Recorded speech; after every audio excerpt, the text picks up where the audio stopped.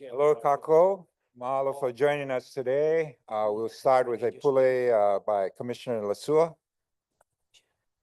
Morning, everybody. I'm okay. Epuli kako. Lord, we ask you to bless all of us here today.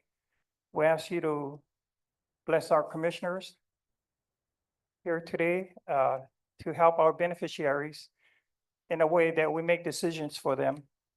And we ask you to bless those who will come up and talk on behalf of the beneficiaries. We also ask that you bless the department and all its staff to help our beneficiaries out there, as well as the governor himself. We ask you to bless all these people in your son's name, Jesus Christ. Amen. Amen. Amen.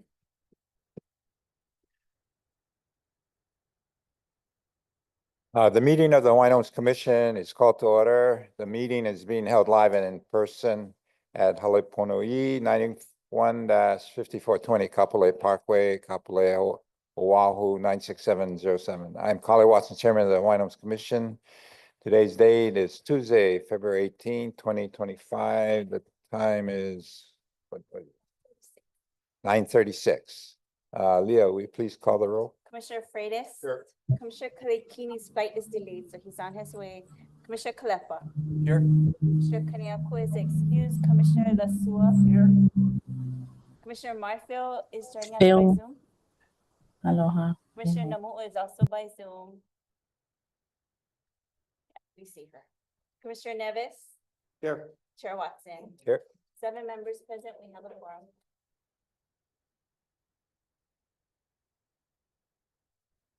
Okay, as for the approval of the agenda, item D9 is deferred. The commission will recess at noon for lunch, and tonight's community meeting is scheduled to begin at 6:30 at the Kapolei Middle School cafeteria. Can I get a motion to approve the agenda? So moved. Second. All those in favor say aye. Aye. Those opposed, motion carried.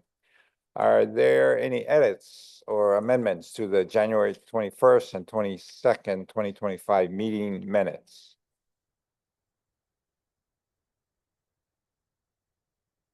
No. I think one of the things I noticed that in the minutes, when reference to the LIHTC, it was categorized as LIHTC rent to own. It's actually LIHTC with option to purchase, which is a major difference. So we can make the amendments on that throughout the minutes. That'd be helpful. Okay, can I get a motion to approve the minutes as amended? So moved. Second. Nevis Lasua. All those in favor say aye. Aye. Those opposed, motion carried. Okay, public testimony on agendized items. First up, Michael Kaikina.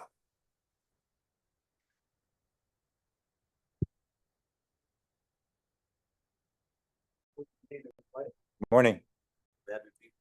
I think first to make sure that you got all our email. We did. And our request for the reinstatement of our capacity grant. Doing our Mama Drake's site. Oh, okay. Thank you. Justin, can you hear me? Good morning, Mike Kaikin from Nanakuli Homestead, 3rd generation on that. I know, just thank you. Just recently, few years back, I extended another 100 years.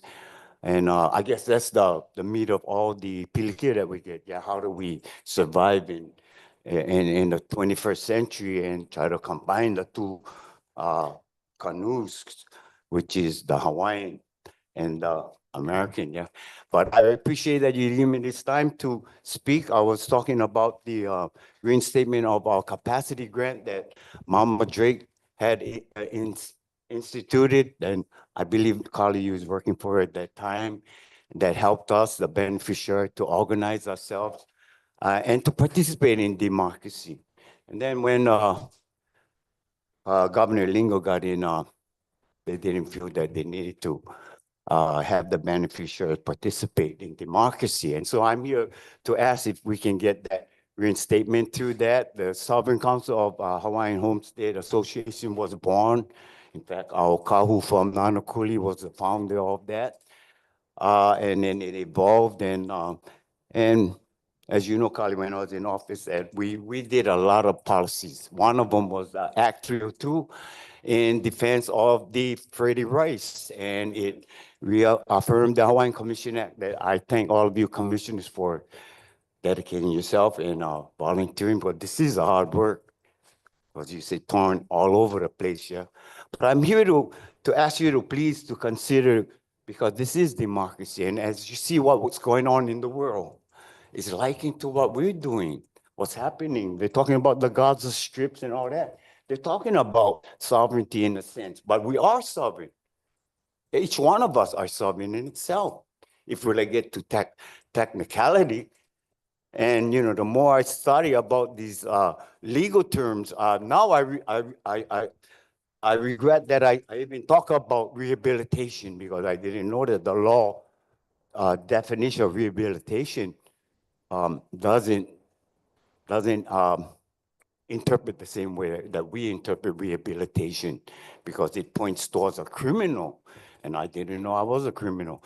But that, in long and short, that's what I'm here for to say. But last month's agenda, I was very taken when I was watching that there's something going on in Nanakuli Valley, and I don't know what's going on up there. And so I hear that you guys are going to pass something that somebody's raising cattle for the DOE. I wish you guys would stop that. I don't know who brother was. I appreciate he getting involved, but he's not from Nanakuli. And so that's why I thank him, because he's encouraging me to come back and get involved, because I cannot blame nobody but myself. And I tell our brothers and sisters, you can't blame nobody, it's us. We got to participate. And so I thank you for my participation here. But I want to ask you, please, can I get more information? Our community want more information, what they're doing up there, because we can't even get to our valley. And that is where I believe we need to start. And I'm hoping that we can work with our commissioners in our department, because that is the aloha spirit. And I'm here by permission of my Lord and Savior. And I know that you guys are believers. And so I pray that the Lord will touch your heart. And because the sin in the biblical scripture says the definition of sin is to know to do right, but you don't do them. And so, but I pray blessing upon you and your family, and thank you for allowing me to speak on that. I just concerned about that in Nanakuli, why you guys passing all of these right to entry, but they got houses up there built. You guys should go check them out. Even Nanakuli, I went put in for a ranch. They said no more ranch on Oahu. I'll come get the kind of Nanakuli Ranch and Lyman Ranch. Who's lying to me, man? So, amen. Thank you for letting me speak, and I'm here to ask if there are any questions you have. Mike, I just want to respond. You know, I did get your email regarding the SHA and funding for your guys' convention, which, you know, I was kind of wondering why we had a request for proposals that went out and involving about $5.4 million that we went through this review process of the different grants that were submitted regarding capacity building, all kind of other stuff. So we're in the process of looking at improving that. I was wondering why you guys didn't submit a grant on that one. Well, Carly, because when our Governor Green was a lieutenant governor, from back then, we were lobbying to reinstate that. When you came up to ask us for your help, we even got you on. We brought that issue up. How did the beneficiary get involved in the trust if we're not even being supported by our own trust? Well, we are supporting different organizations. But not in the capacity that is democracy. We should be leading. The people should be leading. You guys telling us what to do. And I feel like this is like, oh, if we don't come out and support what you're doing, we're getting penalized. Not at all. That's what it feels like. I'm just being honest, but then on I the- know you're not intending that, but that's what No, it no, feels like out there. I'm very supportive of the show. I know you are, and that's why I'm here. So that's why we're looking at your request and we're trying to Oh, I figure out how we appreciate can that. help you with Thank you that. so much. Then on your other comments about the Lyman and Nanakuli Ranch, we are looking at that. We have done some site visits based on certain complaints and what have you. So we're taking a look at it. We're doing an analysis of how we can convert that to kind of fulfill some of the requirements in the homesteading program. So that's being done right now. Well, with all the issues that we got with the forest fires, the Yeah. food sovereignty and all of that, and especially if you don't know, the family, the Ohana is torn apart. I've been advocating that for when I was here on commission. We're looking at all developing houses, but we don't have any economic development. Not in our hands, it's in other people's hands on our land. So I don't want to get too deep in that because we might end up talking about things that I don't want to talk about Okay. right now. Sounds good. Okay, Mike. Thank Yeah, you. thank you. Mahalo. Okay, Thank you. let's see, the consent agenda, Juan Garcia. Good morning, Commissioners.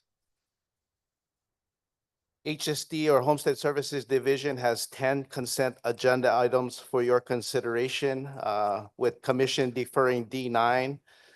We're asking approval for items D2 to D8 and then D10 to D12.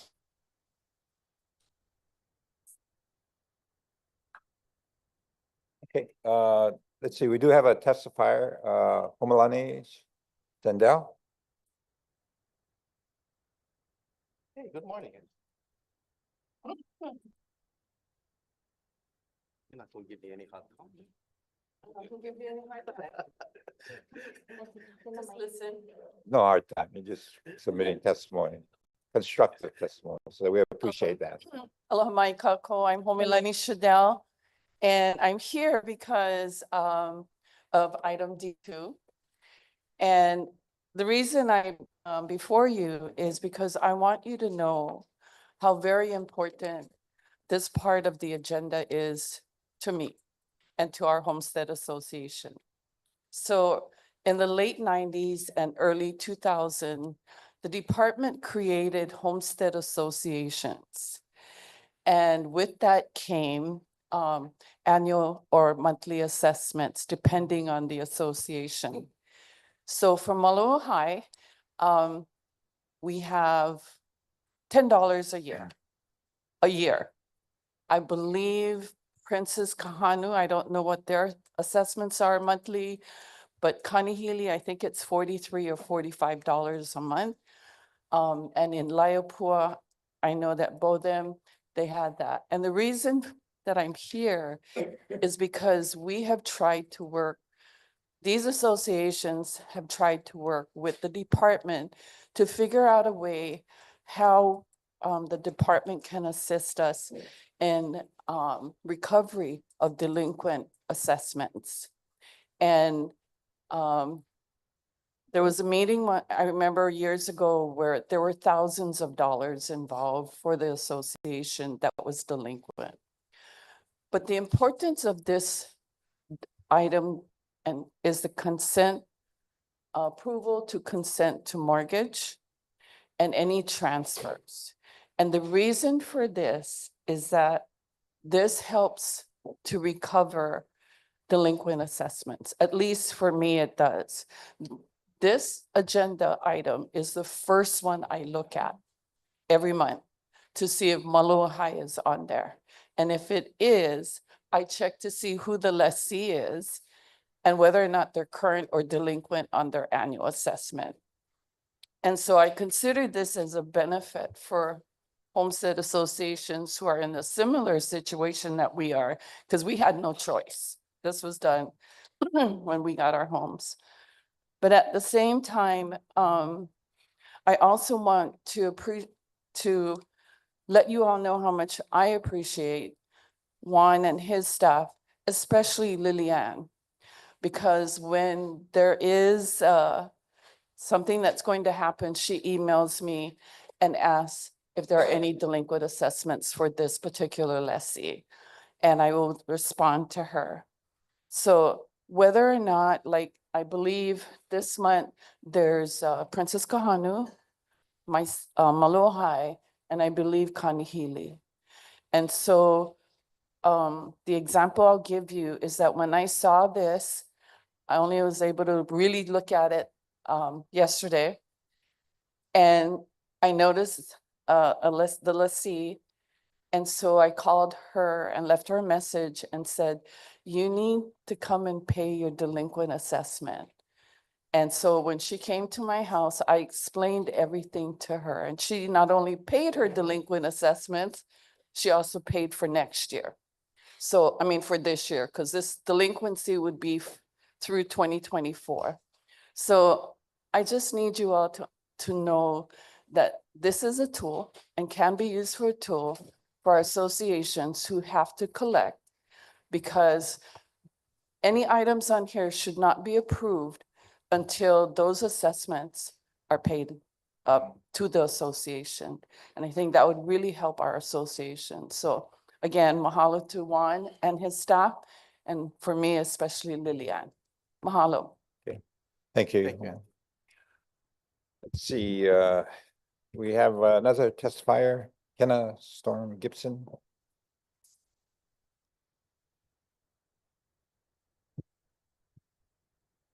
Good morning, Chair and Commissioners.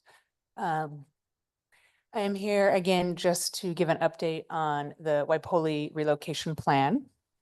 As you know, the department is currently seeking federal funds to complete the purchase of this building. And since our last meeting, we have found out that the way Interwest Group designed the budget is not in compliance with the Uniform Relocation Act. And so the question is if this department might want to consider choosing a new consulting group to actually do this relocation plan, because they dropped the ball. Excuse me, if I may interrupt, what item are you referencing your testimony to? This is about reducing the waitlist numbers on Kauai. So it's listed under item D5. Every month there's a status report on how we're doing on reducing the beneficiary waitlist. Okay, go ahead. Thank you. And so we have been in touch with the funders at HUD, who have indicated that the way Interwest Group conducted their relocation plan is not in compliance with federal guidelines, in the fact that they severely underestimated the budget. The number of households of 57 households did not include apartments that have 2 households. Many people are sharing one apartment with another couple, with another family, and those should be counted as multiple households. So the number of 57 is far too low. Additionally, Interwest Group needed to ask everybody their income, because when you relocate somebody, if they're low income, their new apartment cannot be more than 30% of what they're earning per month, right? So their new apartment, if they're earning $3,000 a month, cannot charge more than $1,000, and the relocation funds have to cover that. And then the third point is that the numbers have to be based on housing on Kauai. And Interwest Group created a plan based on Oahu and Big Island numbers. So I just would implore that if DHHL is insistent on continuing with this purchase, that to follow the Uniform Relocation Act, a new consulting group might need to be hired due to the fact that the current plan by Interwest Group just really missed the mark on several really important indicators of the financial need of relocating all, probably 65 to 70 households on Kauai, and that by law, they have a right to stay on the island of Kauai. Forcing everybody to relocate to Oahu is not in keeping with the Uniform Relocation Act. So I just would put that out there for consideration. Thank you. Okay, let's see, has it been moved? No more? Chair? Commissioner Nevis? Said, comment for one on, again, on F5, you know, what his group is doing to fix our folks that have been, on the wait list, approving some of the applications, if you note on page 2, there's from its Waimanalo, there's dates from 1962. These are the ones that were in limbo that we have been trying to fix. So appreciate your department doing that. Yes, and I think just to clarify, thank you, Commissioner, Right. D5, not F5. Oh, D5, I'm Yeah, sorry. D5, which is again, requesting commission's approval to approve these applicants. Right, right. To be placed on the wait list. And what Commissioner Neves is referencing is the diligent work of our applications branch with respect to auditing the pending or P applicants. We are making strides to bring this forth every month, to bring those P applicants that have been deemed to have the necessary 50% Hawaiian, therefore are qualified to receive an award from this department. In cleaning up the P applicants, in addition to affirming the 50%, we are finding certain cases where the applicants do not have the 50%. And there was a point in time when this staff, my division, would come forth asking the commissioners to cancel those applications or those applicants that do not meet the required 50%. So I just want to give you a heads up, commissioners, that I think that is something in order for the department to clean up the application list, which includes affirming those that have 50. We will need to further clean up the list by eliminating those individuals that do not meet the 50% blood quantum. Thank you, Juan. Juan, And the other thing, Chair, is that on D2, I'm conflicted. I have a loan that I'm redoing, and also the EOPA is a relative, so I recuse myself from this vote. Oh, okay. Thank you. One, on the cleanup of those P applications, should there be a cancellation, or, that particular person doesn't qualify and it's been kind of sitting there for a while? I don't know what kind of deadlines are imposed, if any. What is the department's approach where upon notice of a cancellation of an application because the designated successor is, say, 25%, what does the department do in that case? So when Homestead Services Division comes to this body and requests for approval to cancel certain applicants that do not meet the 50%, Right. we will draft a letter advising those beneficiaries that their application has been canceled because of their ineligibility. But they will then have the opportunity to request for a contested case hearing to address that matter and give them due process to argue Now, their position. does the family of the decedent have standing to ask for a contested case hearing? Because I'm concerned what if the designated successor is 25%, but the decedent has a sister or somebody that is qualified? Are they precluded from coming in and asking also for a contested case hearing? Again, anybody has the right They do. to Okay. request for a contested case hearing. Okay, that's fine. Okay, thank you. Any other questions? If not, entertain a motion. Second. All those in favor say aye. Aye. Those opposed, Aye. motion carried. Thank you, Juan. Thank you, commissioners. Okay, let's see, next item on the agenda, C1. Approval of DHHL legislative bills introduced January 2025. Ori? Aloha kakayaka e nā komikino wau o Oriana Leao na Haas, the Government Relations Program Specialist, here to present item C1, approval of DHHL legislative bills introduced in January 2025. The Department of Hawaiian Homelands received legislative proposals in January, and DHL prepared legislative bills based on the proposals received. The bills were then introduced by legislators in the Senate and the House of the 2025 State Legislature. Below on your agenda item is a summary of those proposals.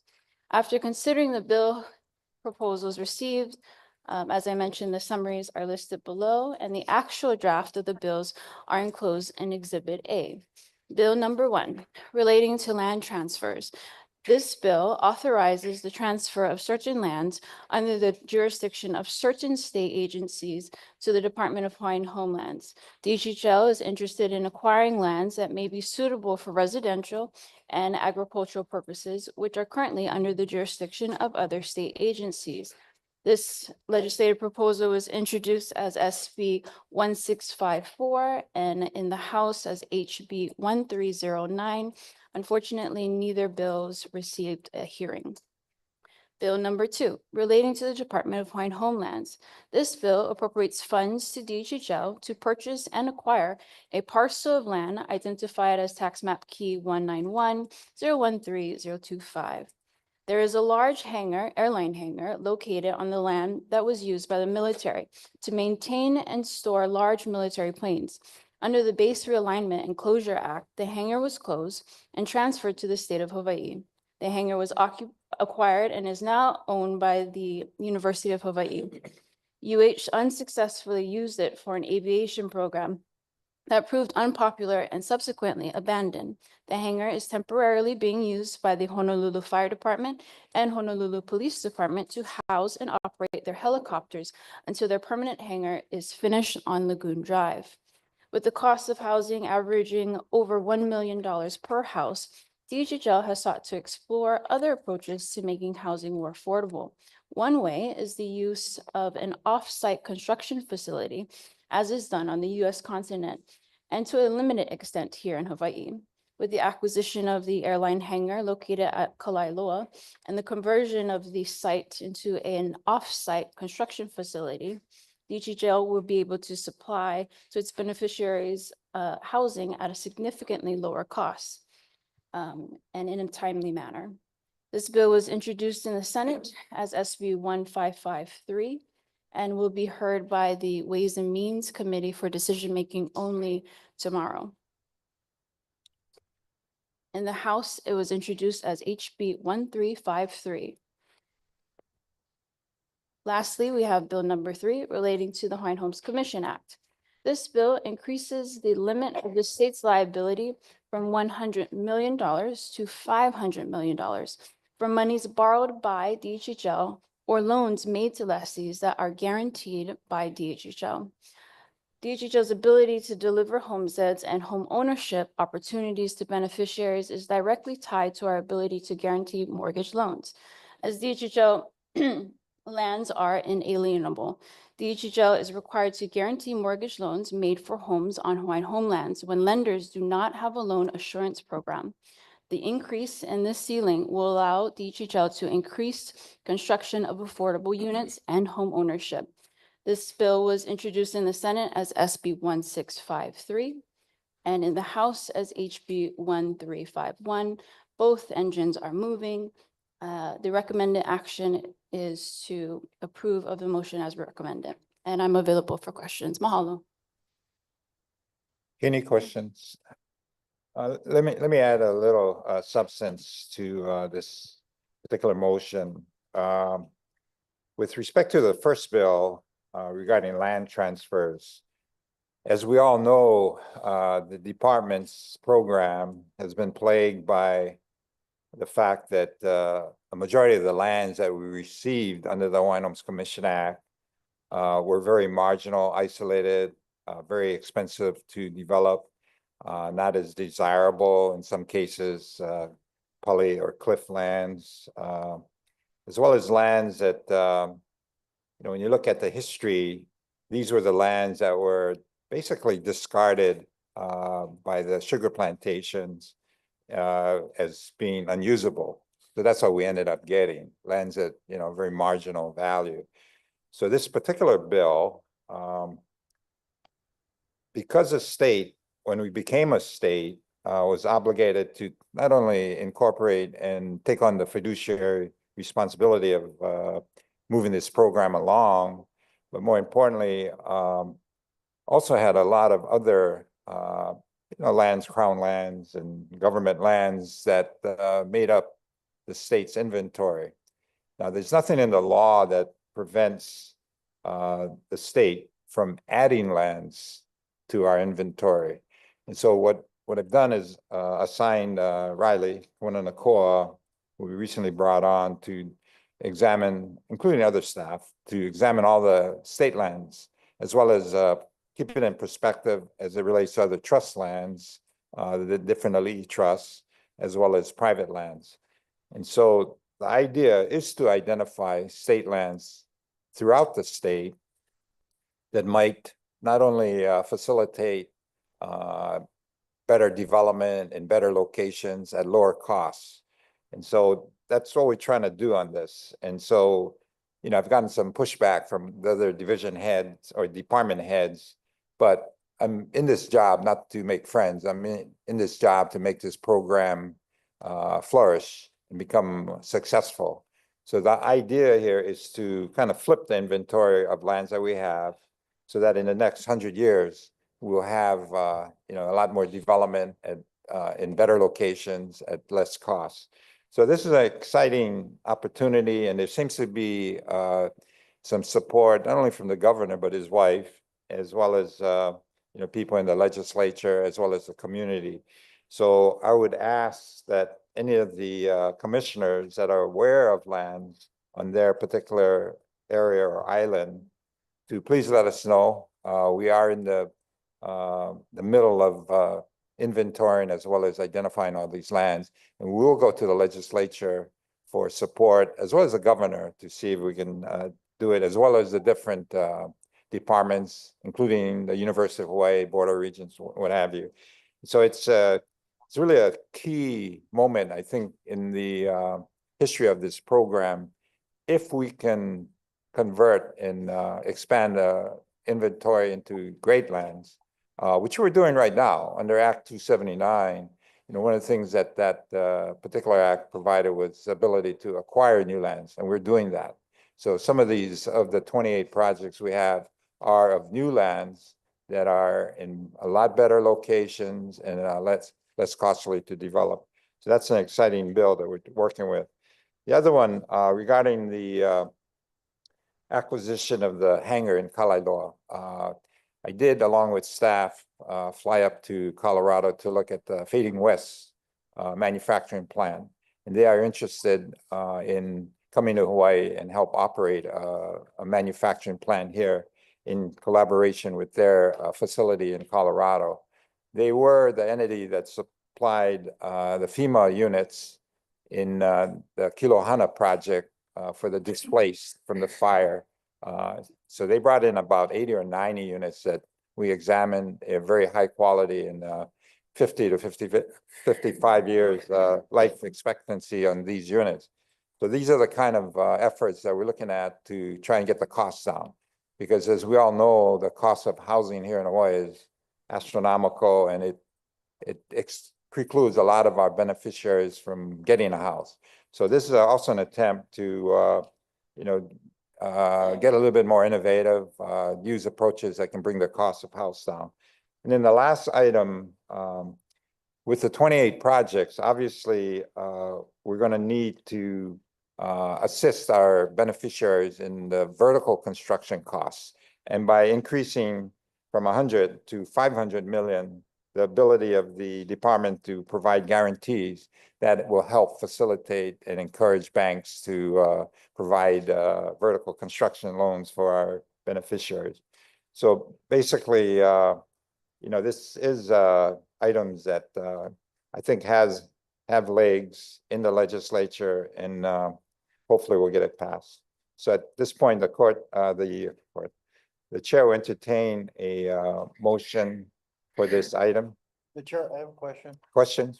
Yes, on the On the bill number 3, we talked about the liability, expanding that to 500 million. Where are we at now? Do we know what our number is now? We're at 100 million regarding the ceiling that we can issue. Okay, Originally it was 50 million. We went in, we raised it to 100. okay. Now this time, because we have so many housing projects, we really need to raise it to, you know, 500 million really to address the, I mean, we need about 6 billion in, for the 29,000 on our wait list. So this is looking at the approximately 3,000 that housing units we're going to be developing in the next 5 years. So this will assist in the vertical construction loans for our beneficiaries, for providing and allowing the department to increase its guarantee ceiling. Okay, thank you. We have a testifier, Brady Kalua. Hi, aloha, commissioners. Can you hear me? Yes, we can. It's not really like a testimony, like a testifying, just a question actually. For that hangar property, would that be fulfilling, somebody's wait list position in the, like on the wait list? Or is that just like like right now in the, I guess in the phase of trying to acquire that property, there's not really plans yet, what you guys plan to, how you plan to utilize that property? No, we actually do have a plan on how to renovate and use it. There is a plan. The main thing about the acquisition of this hangar is to create a building process that would reduce the cost of housing anywhere from $150,000 to $200,000. So really amazing the savings we can do by using this construction approach. So we're actually looking at doing a pilot project, shipping in 24 of what we call white boxes, which are uncompleted modular units that are finished on site, where we put the roof with the truss system along with the flooring and cabinets in on site. And that is a pilot project we're going to do with Habitat for Humanity on Maui. We're also looking at maybe providing some similar units for some of our scattered lots on Maui. So again, the hangar is not yet incorporated in the phase. We do have to facilitate the acquisition, but the rehab and use, we have specific plans on how we can rehab it by creating what eventually will be 20 stations in a construction process that really helps facilitate in bringing the costs down. Okay, thank you. Okay, any other questions? If not, is there a motion? So move. All those in favor say aye. Aye. Aye. Those opposed, motion carried. Okay, thank you, Ori. Okay, next item, E1. Approval of the memorandum of understanding between DHHL and the County of Maui regarding the release of funds supporting the DHHL water infrastructure projects, which the approved 21 million from DHHL GET funds that were set aside by the county for us, and also delegate authority to the chair to facilitate the implementation of the MOU. Aloha, Chair Watson and Commissioners. Hello. Hawaiian Homes Commission. For the record, my name is Kalani Franda, Acting Administrator with the Land Development Division. I know we have 3 items for decision on today's agenda, and as we are introducing item E1, along with me is Sherry-Ann Kamaka in person, and she will be presenting in the submittal of E1.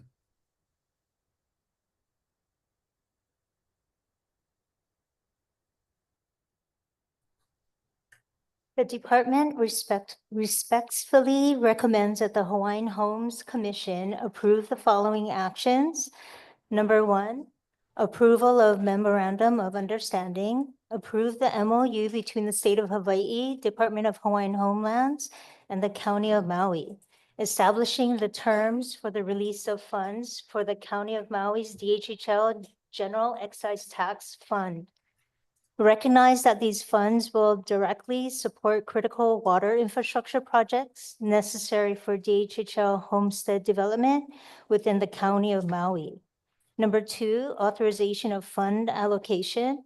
Approve the allocation of $21 million from the DHHL GET fund to DHHL for the following purposes.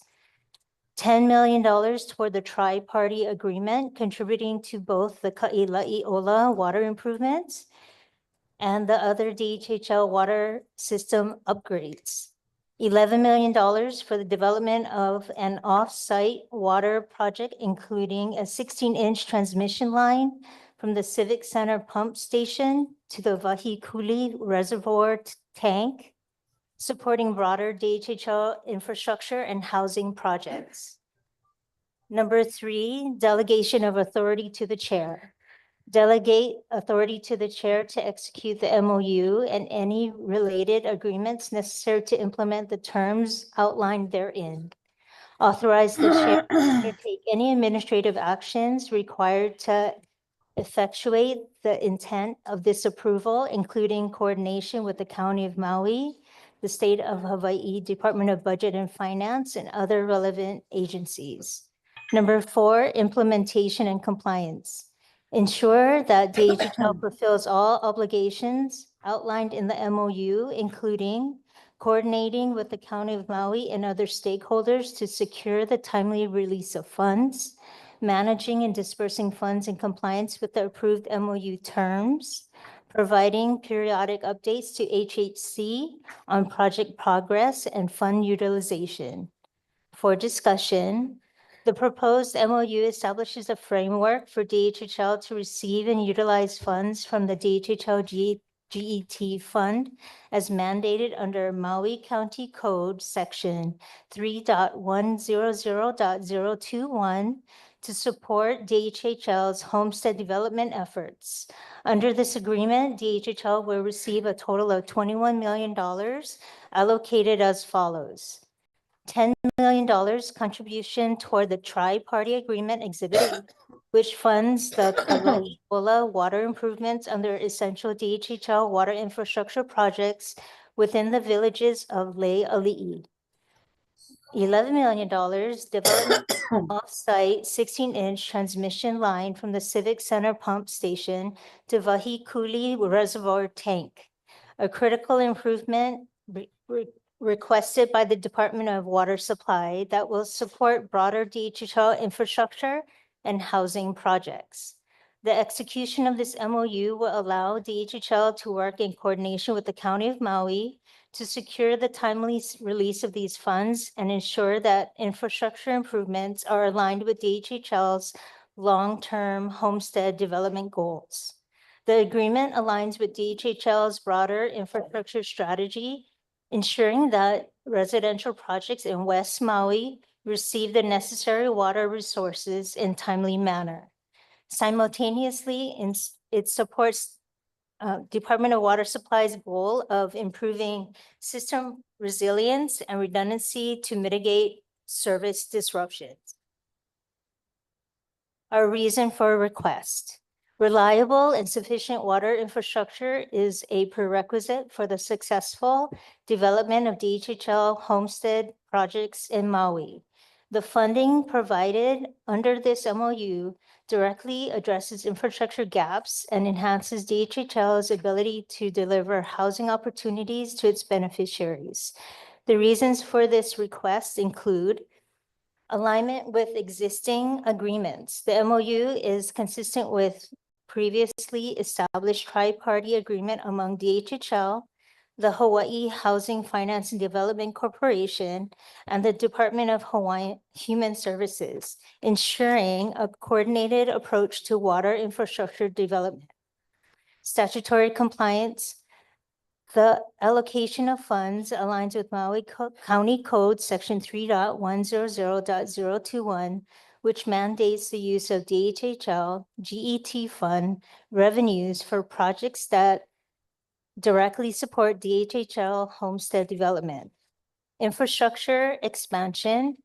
The funded improvements will increase the capacity of DHHL's water infrastructure, enabling the development of additional homestead lots and ensuring long-term water security for beneficiaries.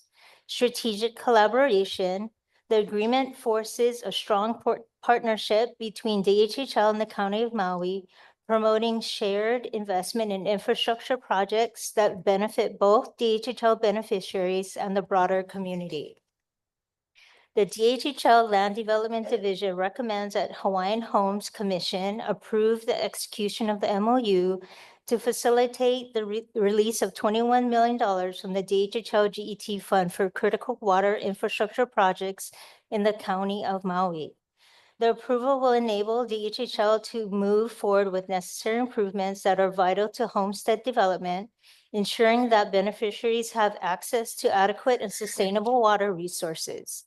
We respectfully request the Commission's favorable consideration of this request and authorization for the chair to execute the MOU on behalf of DHHL. Thank you, Sherry. I just want to add that we are very grateful for the collaboration with the County of Maui.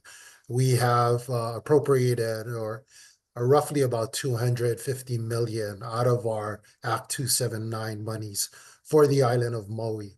And this really allows for us to be able to mobilize even more, much of the shared infrastructure that we are investing in, and that the county will eventually be able to manage in the future. So what an exciting opportunity from the county. This concludes submittal E1. Thank you, Chair Watson and Commissioners. Why don't we have a motion, then we'll open up to discussion? Is there a second? Second. Okay, discussion, Chair. Commissioners? Commissioner Nevis? Yes, in the document, it talks about a tri-party agreement was supposed to be attached. I haven't seen it. Can we get a copy of that? Because I think the tri-party agreement is the actual agreement as to what's going to happen with this project once we're done. We'll get that to you. Yeah, I mean, that would be important on making this decision. Because It's the a MOU portion- memorandum of understanding, which you can opt out at 60-day notice. Commissioner, so this allows for us to seek funding to be released from the county for these purposes. We can also make some adjustments of what the monies can be used for, and that is where in the submittal, it has given that discretion to the chair to be able to make some of those changes. That portion, as you had mentioned, we have a ceiling of how much we are contributing to the tri-party agreement. This does bode well for us because since the resources are mobilized now, it allows for us to spend it's more cost effective as we participate in this tri-party agreement. Again, I need to see the third-party agreement. Because what we're making a decision here on is what that third-party agreement reads. Because right now we have, as far as I understand, is there's supposed to be 5 years when we take over this project. That's correct. But is that in the third-party agreement? That is in the third-party agreement. It speaks to more of a collaboration right now, not so much of how it gets mobilized post 5 years.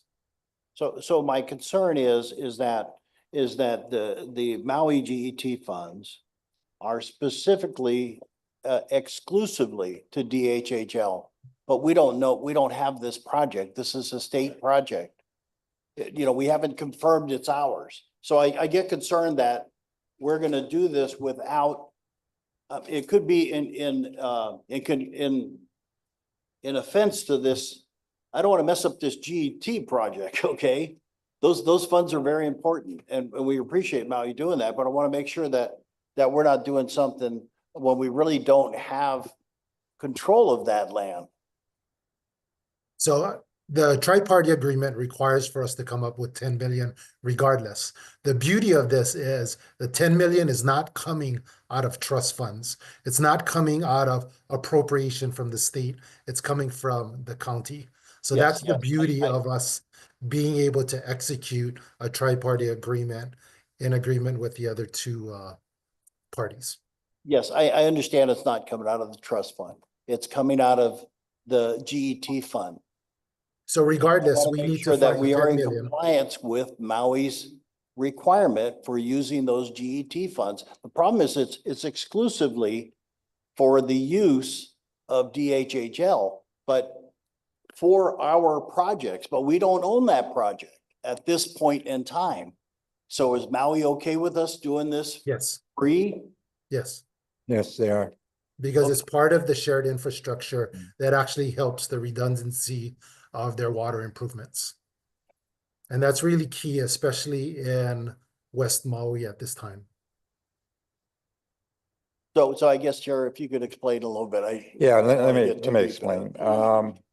The first part of it, the 10 million, that actually comes out of HHFDC's DERF funds. So that also is in our trust funds. Right. So that was originally, and is being used to improve the water system that is presently serving or will serve the Kalaiola water improvements, including our Leali'i developments. So there's a lot going on in facilitating the use of those funds, which, like Kalani is saying, aren't trust funds. And then the other 11 million is kind of like a first time. I really have to thank as well as compliment the Maui County Council for taking 30% of their GET set aside that the state legislature gave them to use it and dedicate it to our programs for its infrastructure. And so obviously that fund, those funds are coming from the county, and they definitely wouldn't release it unless they felt it would be appropriate, which they do. They find it appropriate. So these are really agreements independent of the tri-party agreement, which deals with the transfer after 5 years of the improvements at Kalaiola, which is above and which is part of the HHFDC development and DHS. So this is kind of needed in order to not only facilitate the water infrastructure that's going to help the counties as backup system, but more likely a primary system that will also serve some of the houses that were burned in the August fire. And so there's a collective understanding as well as collaboration, but more importantly, funds that are coming from two other entities that we would otherwise have to use our own funds to help do these improvements. So I think if we stay focused on the intent of what this particular motion is very appropriate that we move forward on this. The tri-party agreement regarding the transfer, the eventual transfer, that's something that we need to get to you. But I'd hate to see that as a deterrent in moving forward with this development of the water systems that are clearly needed. Chair, can I interject here? Yes, Commissioner Collette. After the fire, I think from the county standpoint, and being on the mayor's advisory at the time, we identified some of the things that needed to happen to help deal with future projects and some of the fire mitigation issues facing West Maui. And this water project and this MOU agreement collectively, I think everybody recognized some of the things that was lacking and how we need to move forward in collaboration with DHHL, HFFDC, and that's happened, which is really, really nice to see. And I think this is beneficial not only to Leali'i, Hawaiian Homes, but the entire West community. So I just wanted to share that. Okay, any more questions from the commissioners? We do have some testifiers that would like to submit testimony. Chair, I'd just like to say, thank you, Archie, for your explanation. I agree with the 11 million. I put faith in our chair to get back to us on how the MOU is going along and how this is progressing, because it's very important. It's an important asset that we need to maintain. The county of Kauai has really done, something that none of the other counties have done as far as this, and I don't want to ruin that. So thank you, Chair. Let's see, we have Gracie Gomes.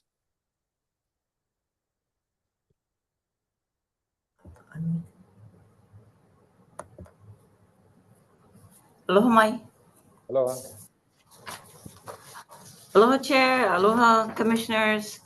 Gracie from Kohala Hawaiian Homes Lessee. I am here to advocate on agendized item E1.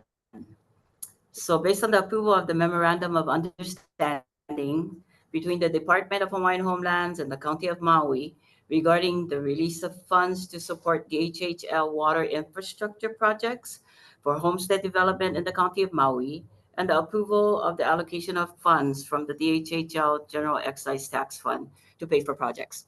But before I talk on those items, I would like to say that among other initiatives that require decision-making, it should be driven by the Hawaiian Homes Commission commissioners from across the Pai'aina that represent lessees, beneficiaries, waitlisters, and not just you, Chair. So with that being said,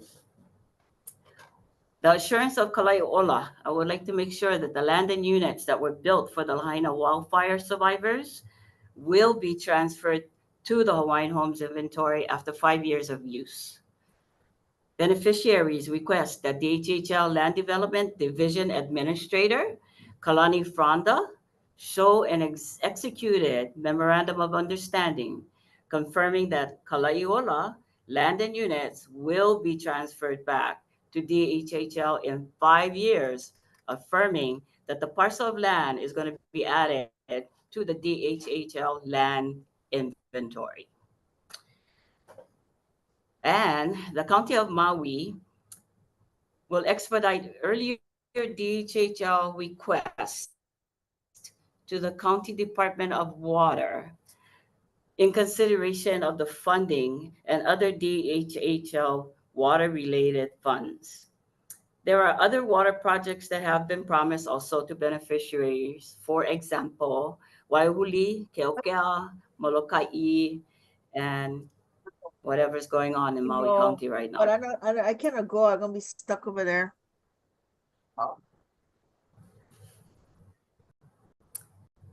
So on the last part of this, I would like to say that the Hawaiian Homes Commission Act federal trust lands were secured in 1959, and therefore the state of Hawaii and its counties have a fiduciary responsibility to our Native Hawaiian trust beneficiaries. DHHL will continue to urge the state and county entities to undertake proactively their fiduciary responsibility toward Hawaiian Homes trust beneficiaries. Mahalo.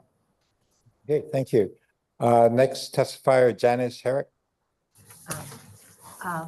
Aloha mai kako, commissioners Hello. and chair. Aloha for allowing us to speak. I also am a lessee of the Pakukalo Hawaiian Homes on Maui.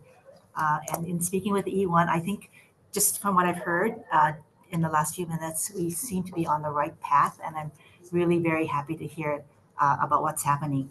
I'm advocating for, again, assurance that the Kalai'ola land and units are returned to Hawaiian Homes or are transferred to the Hawaiian Homes inventory after 5 years, that there is some kind of palapala that ensures that this will happen, that this, the county of Maui also accelerates DHHL requests for water in consideration of the $21 million, using it for the beneficiaries who need water. I mean, we know without water, there is no life. And to urge state and county entities to proactively undertake their fiduciary responsibility in this regards. We all know that if it wasn't for the Hawaiian Homes Commission Act, there would be no state of Hawaii today. Mahalo nui. Okay, thank you. Next testifier, Kainoa McDonald.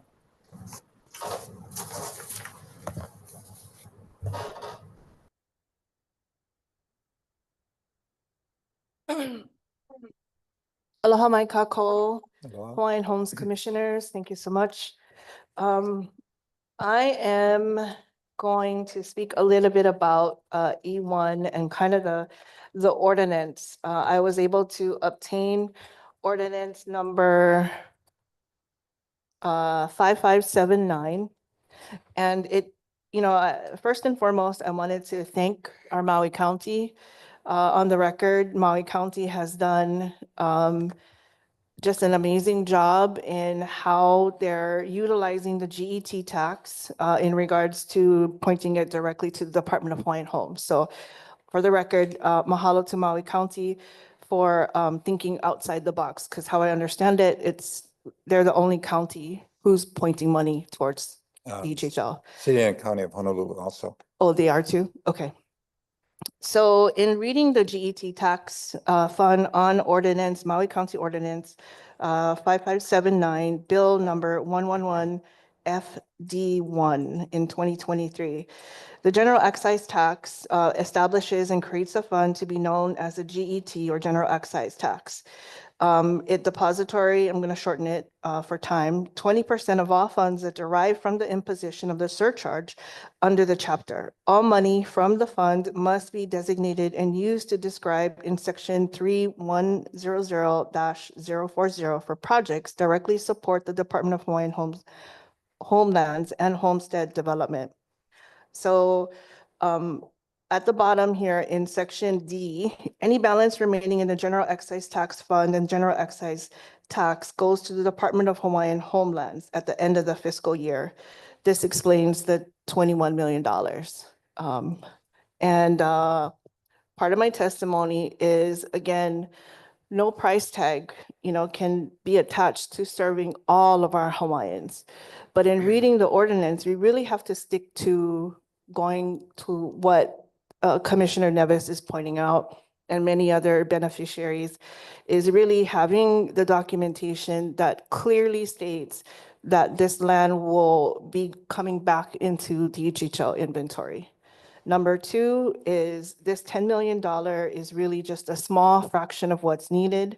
At the Shaw Maui Mokopuni, which is held monthly, the Thursday prior to commission meetings, we discussed heavily agenda items. This particular agenda item was, we had Dr. Jonathan Scheuer come on board and explain these in more detail. Now, again, according to what we've been looking at on Maui, there's more projects, Maui Commissioner, there's more projects that had already been promised to beneficiaries. And that is in Waiahuli, in Keokea, where over 2 decades of water projects have gone forgotten. And so the last thing I do want to speak to is bring it back to our Maui Commissioner. Commissioner Archie, if we as beneficiaries want to work collectively with you and come up with a better solution in pointing this money to $10 million can go to more infrastructure and be just a little bit more creative in terms of how water is being directed to other projects and not primarily focused on something that is not firmed up at the moment. So thank you so much. Okay, thank you very much. Okay, any more discussion? If not, all those in favor say aye. Aye. Those opposed? Motion carried. Thank you. Okay, the next item on the agenda, E2.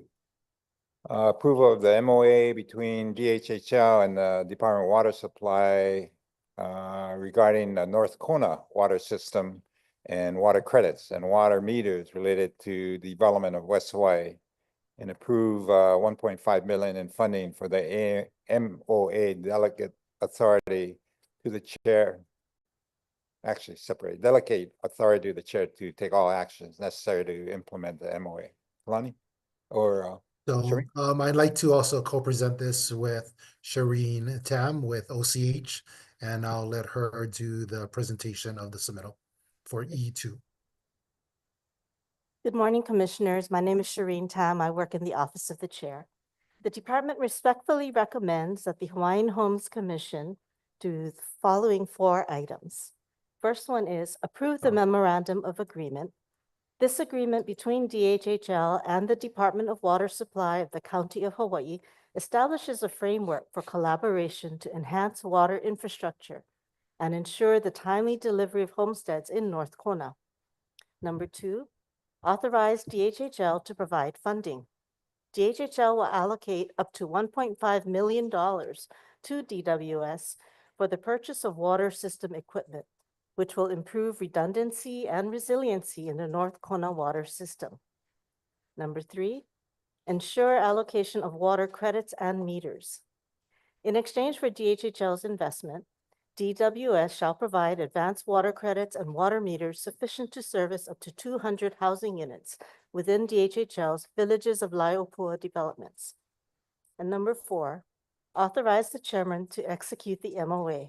The chairman will be empowered to finalize and sign the MOA on behalf of DHHL, as well as to take any necessary actions to implement its terms. Under discussion, the Department of Hawaiian Homelands has long prioritized infrastructure development to support the delivery of homestead lots to beneficiaries. Water access remains a critical component in achieving this objective, particularly in West Hawaii, where water availability has posed a long-standing challenge to development. In light of these challenges, DHHL and the County of Hawaii Department of Water Supply, DWS, have identified a mutually beneficial collaboration to enhance water system reliability in North Kona, while concurrently advancing DHHL's housing development goals. This MOA establishes a framework under which DHHL will fund the purchase of critical mechanical equipment, including water pumps, motors, cables, transformers, and backup generators for DWS's North Kona water system. In return, DWS will provide DHHL with advanced water credits and water meters sufficient to service up to 200 housing units in the Villages of Laiopua. The agreement aligns with DHHL's broader infrastructure strategy, ensuring that residential projects in West Hawaii receive the necessary water resources in a timely manner. And simultaneously, it supports DWS's goal of improving system resilience and redundancy to mitigate service disruptions. We've got 4 reasons for this request. Water security for DHHL developments. DHHL's ability to develop and deliver housing is contingent upon adequate water availability.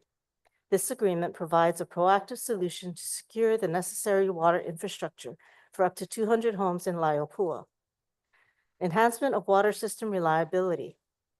The agreement facilitates improvements to DWS's North Kona water system by addressing critical infrastructure needs, reducing the risk of service disruptions, and ensuring operational continuity. Expedited project implementation. Rather than awaiting the completion of new wells, this agreement allows DHHL to receive water credits and water meters in advance, accelerating the timeline for housing development. This cost-effective and collaborative approach. The MOA provides a financially prudent and cooperative mechanism for securing water infrastructure without requiring extensive new system expansions by DHHL. And the recommendation. The Land Development Division recommends that the Hawaiian Homes Commission approve this MOA, recognizing its strategic value in facilitating water access for DHHL's beneficiaries, while simultaneously strengthening DWS's system capacity. This agreement represents a responsible and forward-thinking partnership that will contribute to the timely delivery of homesteads in West Hawaii.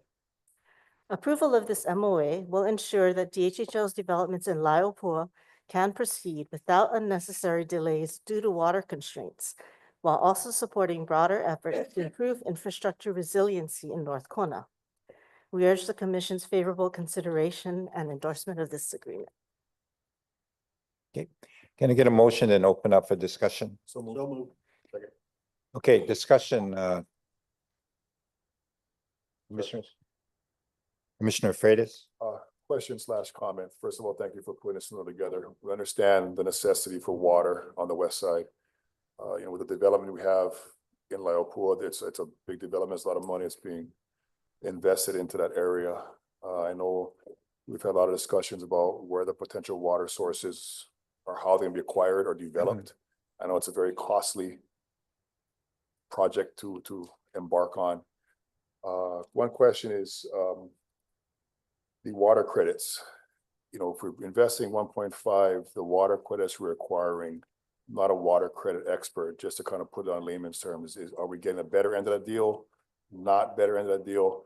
Again, I'm going to circle back, and I have a total understanding of the necessity of this. The necessity of this is the Department of Water Supply has been reducing the amount of available water. Most of the wells in this area are at a really high elevation, so the pumps and equipment have to work really hard to get the water up to where we can use it. And because of that, a lot of the pumps have been failing. So to protect the system, they've been cutting back how much they pump.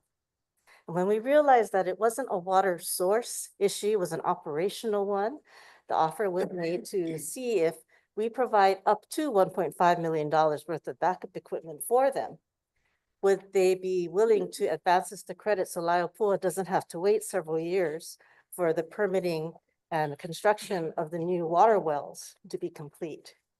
And they were very eager to see if we could come to some agreement. They gave us a list of equipment they had in mind so we could get a sense of the cost.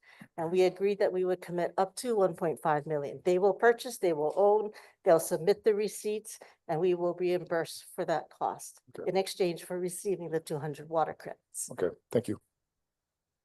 Any other question?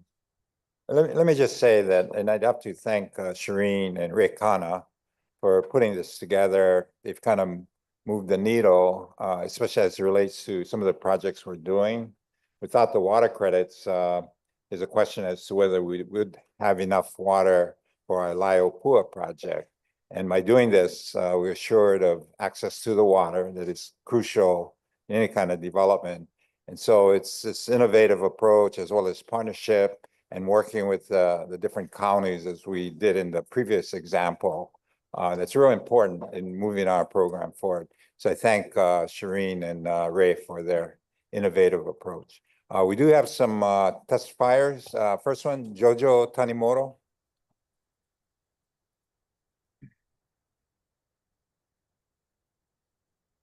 Oh, here I am.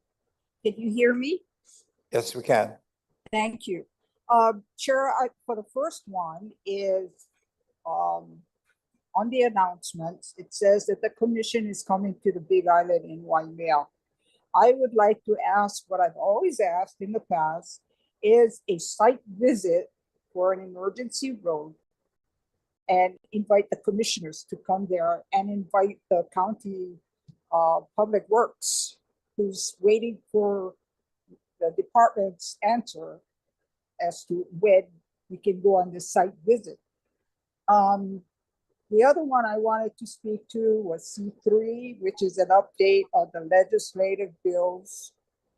And I noticed that Senate Bill 1656 is for a hydroelectric water plant in Kauai High.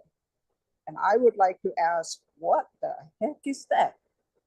Nobody around here seems to know, except it was a proposal by Senator Richards, in the past, and now he brought it up again. And all of a sudden, it's at the legislature.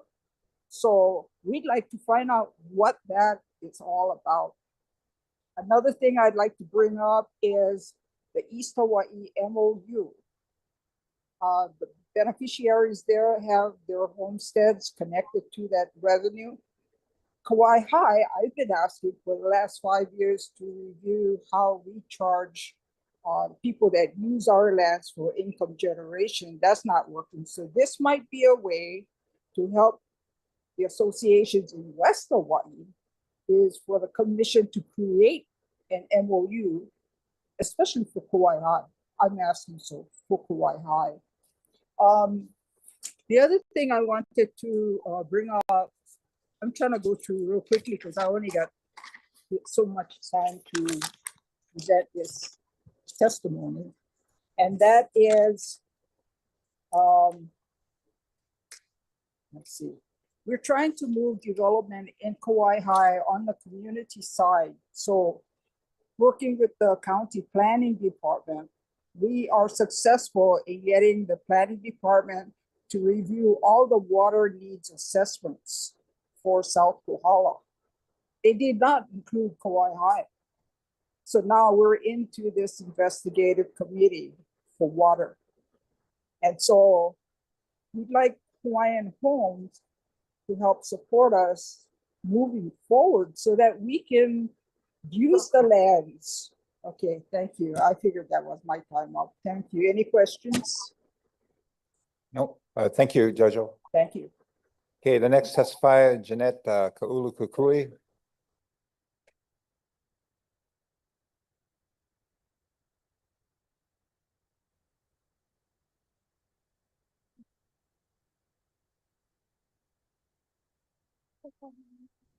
Jeanette Kaulukukui.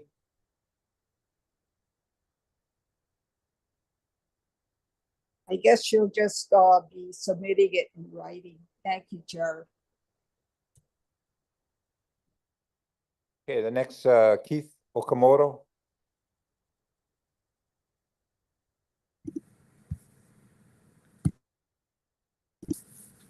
Aloha. Actually, I'm not here to testify.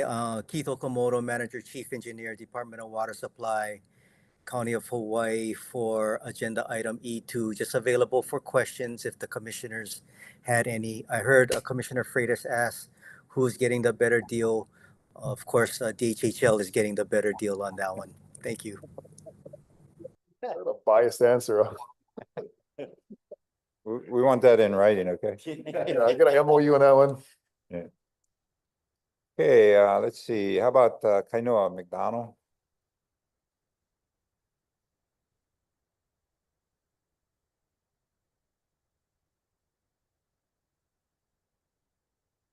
Okay, E2, I think I just wanted to go on record that I think this agenda item should return to its island of origin. That way, all the beneficiaries and Homestead Association can input and provide input from their respective islands.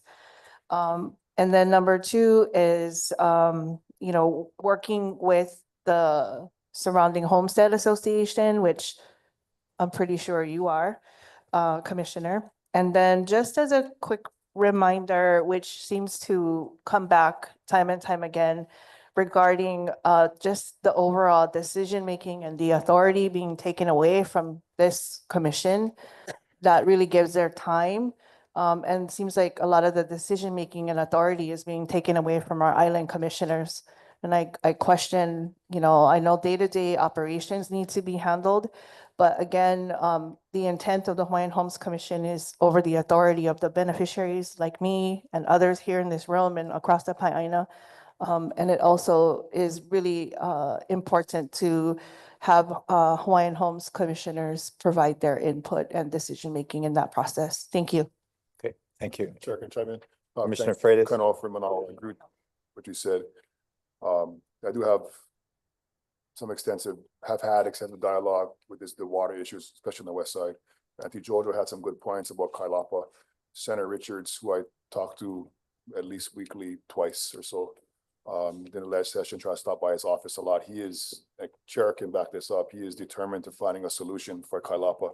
Right now, it's an expensive solution. I mean, talking about tens of millions of dollars. It's not something that's easily accomplished, but I understand the frustration. We hear from the Kailapa residents a lot, but from my own personal knowledge, based on the diligence that I've done, I think this is a good investment for our people in Laipua. Thank you. And I just wanted to say, I mean, you're talking about a can that has been kicked down generation after generation. And so I just want to applaud you and the chair for coming to the table and trying to bring a solution. It's a start. It's not an easy one, and beneficiaries, I believe, I can speak for the many, really want to help the situation and bring a solution. So thank you. Okay, thank you. Any other discussion? If not, all those in favor say aye. Aye. Those opposed, motion carried. Okay, next item E3, approval of new awards for Kakaina and Kaulo Kahai to be. Michelle Hitzman. Good morning, Chair Watson, Commissioner. Morning. Michelle Hitzman, Housing Project Branch Manager, Land Development Division. This is item E3, and the recommended motion is to approve the residential lot lease awards to the applicants on the submittal for the 99 years. Thank you. Any discussion? If not, we'll entertain a motion. Second. All those in favor say aye. Those opposed? Motion carried. Thank Thank you, you. Michelle. Thank you, Chair Next Watson. one. F1, approval of the second amendment to memorandum of agreement with East Hawaii Hawaiian Homestead Community Associations, East Hawaii Island. Kohala. Aloha, good morning, Commissioners. Hana Albino, General Profession 4 with the Land Management Division, presenting this submittal for the approval. The recommendation is that the Hawaiian Homes Commission grant its approval to the second amendment to the memorandum of agreement between East Hawaii Island Hawaiian Homes Community Association under Exhibit A, specifically the secondary recipient list as follows. Specifically, Pane'ewa Hawaiian Homelands Community Association had requested to have their name changed from Pane'ewa Community Alliance back to Pane'ewa Hawaiian Homestead Community Homelands Community Association. Just for the record, I pulled the DCCA records and it currently shows a different president that we had thought who the president was. So just wanted to let you guys know, how do we determine who the correct president is with that? And I have information that I just put from the DCCA as far as the president, what it shows.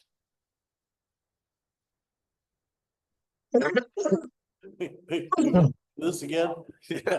So as I go through the discussion, the Pane'ewa Hawaiian Homes Community you go. Association has requested the removal of Pane'ewa Community Alliance as its nonprofit secondary recipient due to internal conflicts among its members and officers. PHLCA wishes to start fresh and work directly with the department to receive its designated allocation of community benefit funds in accordance with the terms and conditions of the MOA. And again, under the exhibits, you'll see the MOAs and the amendments that have been, one amendment that has been made, and the information in getting the appropriate associations to agree to the name change again. Okay, can I have a motion to open up to discussion? Second. Okay, discussion. Yeah. Commissioner. Thank you for putting this together. It's been a long time coming, and I appreciate your comment with regards to the DCCA.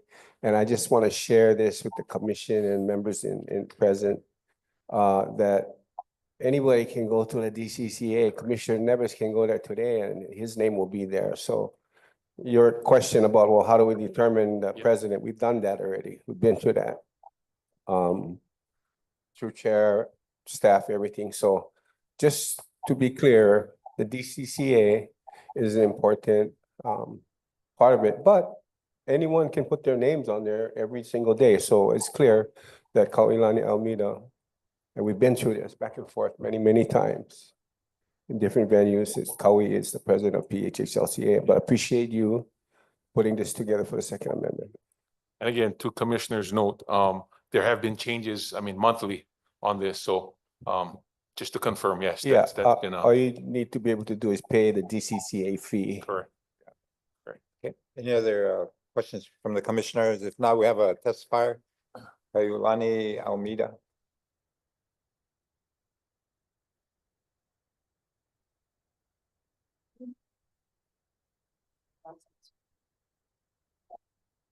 I was happy a few minutes ago until I heard what you just talked about. I should have known that before coming up here, like before this thing started. I wish you would have said that before. That's been part of my problem on this particular issue. And so to solidify it, here is the judge's decision. I am the president. I just found that out about what he brought up because he requires me right now to, in order for me to get the money into PHHLCA's hands, I have to submit a compliance of vendor. Okay, it's not me, it's the memorandum of agreement that requires that. Okay, for the past 6 years, I have been dealing with this for the past 6 years. And I paid my own money going through litigation, the amount of almost $30,000. Because I work for my community. And for me to hear this today really upsets me because I have never given anybody any idea that I don't belong here. And also, with that said, as the president, I have never given anybody the idea that us as the sovereign entity, Homestead, cannot handle the situation better than what the MOA has professed the last 6 years at least.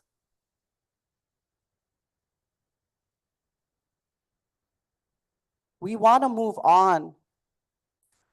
I just want to say that the memorandum of agreement also states that we are to maintain a 501c3. What's been preventing me a lot of these years has been that we were on moratorium. Now that it's settled, we need to get back to the original position that those other guys would remove us from. And that's called the control of our financial assets of the sovereign homestead. We have learned along these 6 years that trust is not something I'm used to. You put the pala together. There's nothing in business that says, I trust you and you're going to just listen to me, correct? This is a business. Therefore, I want to get the secondary recipient back because of the way the money is given. The money is actually through a memorandum of agreement that the donor gives it to the DHHL as primary recipient. You receive this as a receivable of $100,000, and you are to give it to the secondary recipient as the intent of the associations that have the most impact of the developer that is giving the money. When I came into this position in 2019, what I assumed was the responsibility of the fiscal management of this organization. I sent a letter to land management, email, asking for an audit of the already supposedly expenditure of $210,000 benefit contribution. $210,000 that I had to answer to the community. Where was it? So I asked the land management if I could have an audit of the expenditures. Isn't that my job? Yes. And then I encountered a claim that went to the DHHL that stated that I was not able to be the president for whatever reason. And for 6 years, I prodded on to come to this. 2 years of which I had to go under litigation by this other party. My thing is that money's coming into our sovereign needs to have accountability. And when they moved our name off as secondary and put the nonprofit in a secondary, I was told by the department, oh, you know what? We got to give them the money directly. Why? Why was that okay with you? department. It should come to us. So therefore, I'm just gonna let you know that what we're doing is we're having a lawyer look at Pala to get back into business between us and our fiscal sponsor. So if there's any breach, it's between us. We are always should be in control of our assets. Therefore, if we continue to have done it the way you guys did it with the amendment in 2015, what control did we have? I was told over and over, you don't. It goes directly to an outside entity. So please understand when I'm asking you to please look at this for what it is. And I was told by land management that this is not a grant yet. When you look at the books, they were charging, they, meaning the nonprofit, was charging 16% of the grant, $4,800 a year. We don't want that to happen anymore. We want the whole entire amount, the benefits to the community, 100%. And we should be the ones to determine that. Now, if we want to do programs and stuff and we go and apply for a grant, then we can send one vendor compliance with that. But for this benefit contribution, DHHL as the primary is the conduit. That's all they are. That's all you are, to get it to your beneficiaries. And now we're able to do this. And if I have to sign one compliant, well, I'm not a vendor. I'm a beneficiary. We're beneficiaries of this. You're a conduit that gives us the money directly. And then we choose to give it to the nonprofit and get one compliance vendorship from them. But in this case, this money should go to the immediate sovereign. Now, there's some of those associations that are 501c3. That's not us. There's some that are not 501c3, but they chose to sign 2015 amendment so that the money goes directly from you guys to there. Now that's a vendor. That's a vendor. We're not the vendors. We're not a vendor. So I'm just saying that, yes, a lot of this memorandum of agreement, please read it over and really look at what are the benefits that you're talking about that the beneficiaries are going to receive on behalf of the primary recipient that has the receivable. I wanted to actually say, hopefully, thank you for getting me to this point, because I'm tired, but I'm not done until that money comes to our community and we can use it how we need to use it now. That's it. But here, please. Commissioner Kalekini. Yeah, just a question and some comments. So Kahana, with respect to the MOA and with respect to dispersing the community benefits, does the MOA require that whoever gets the benefits has to be registered with DCCA?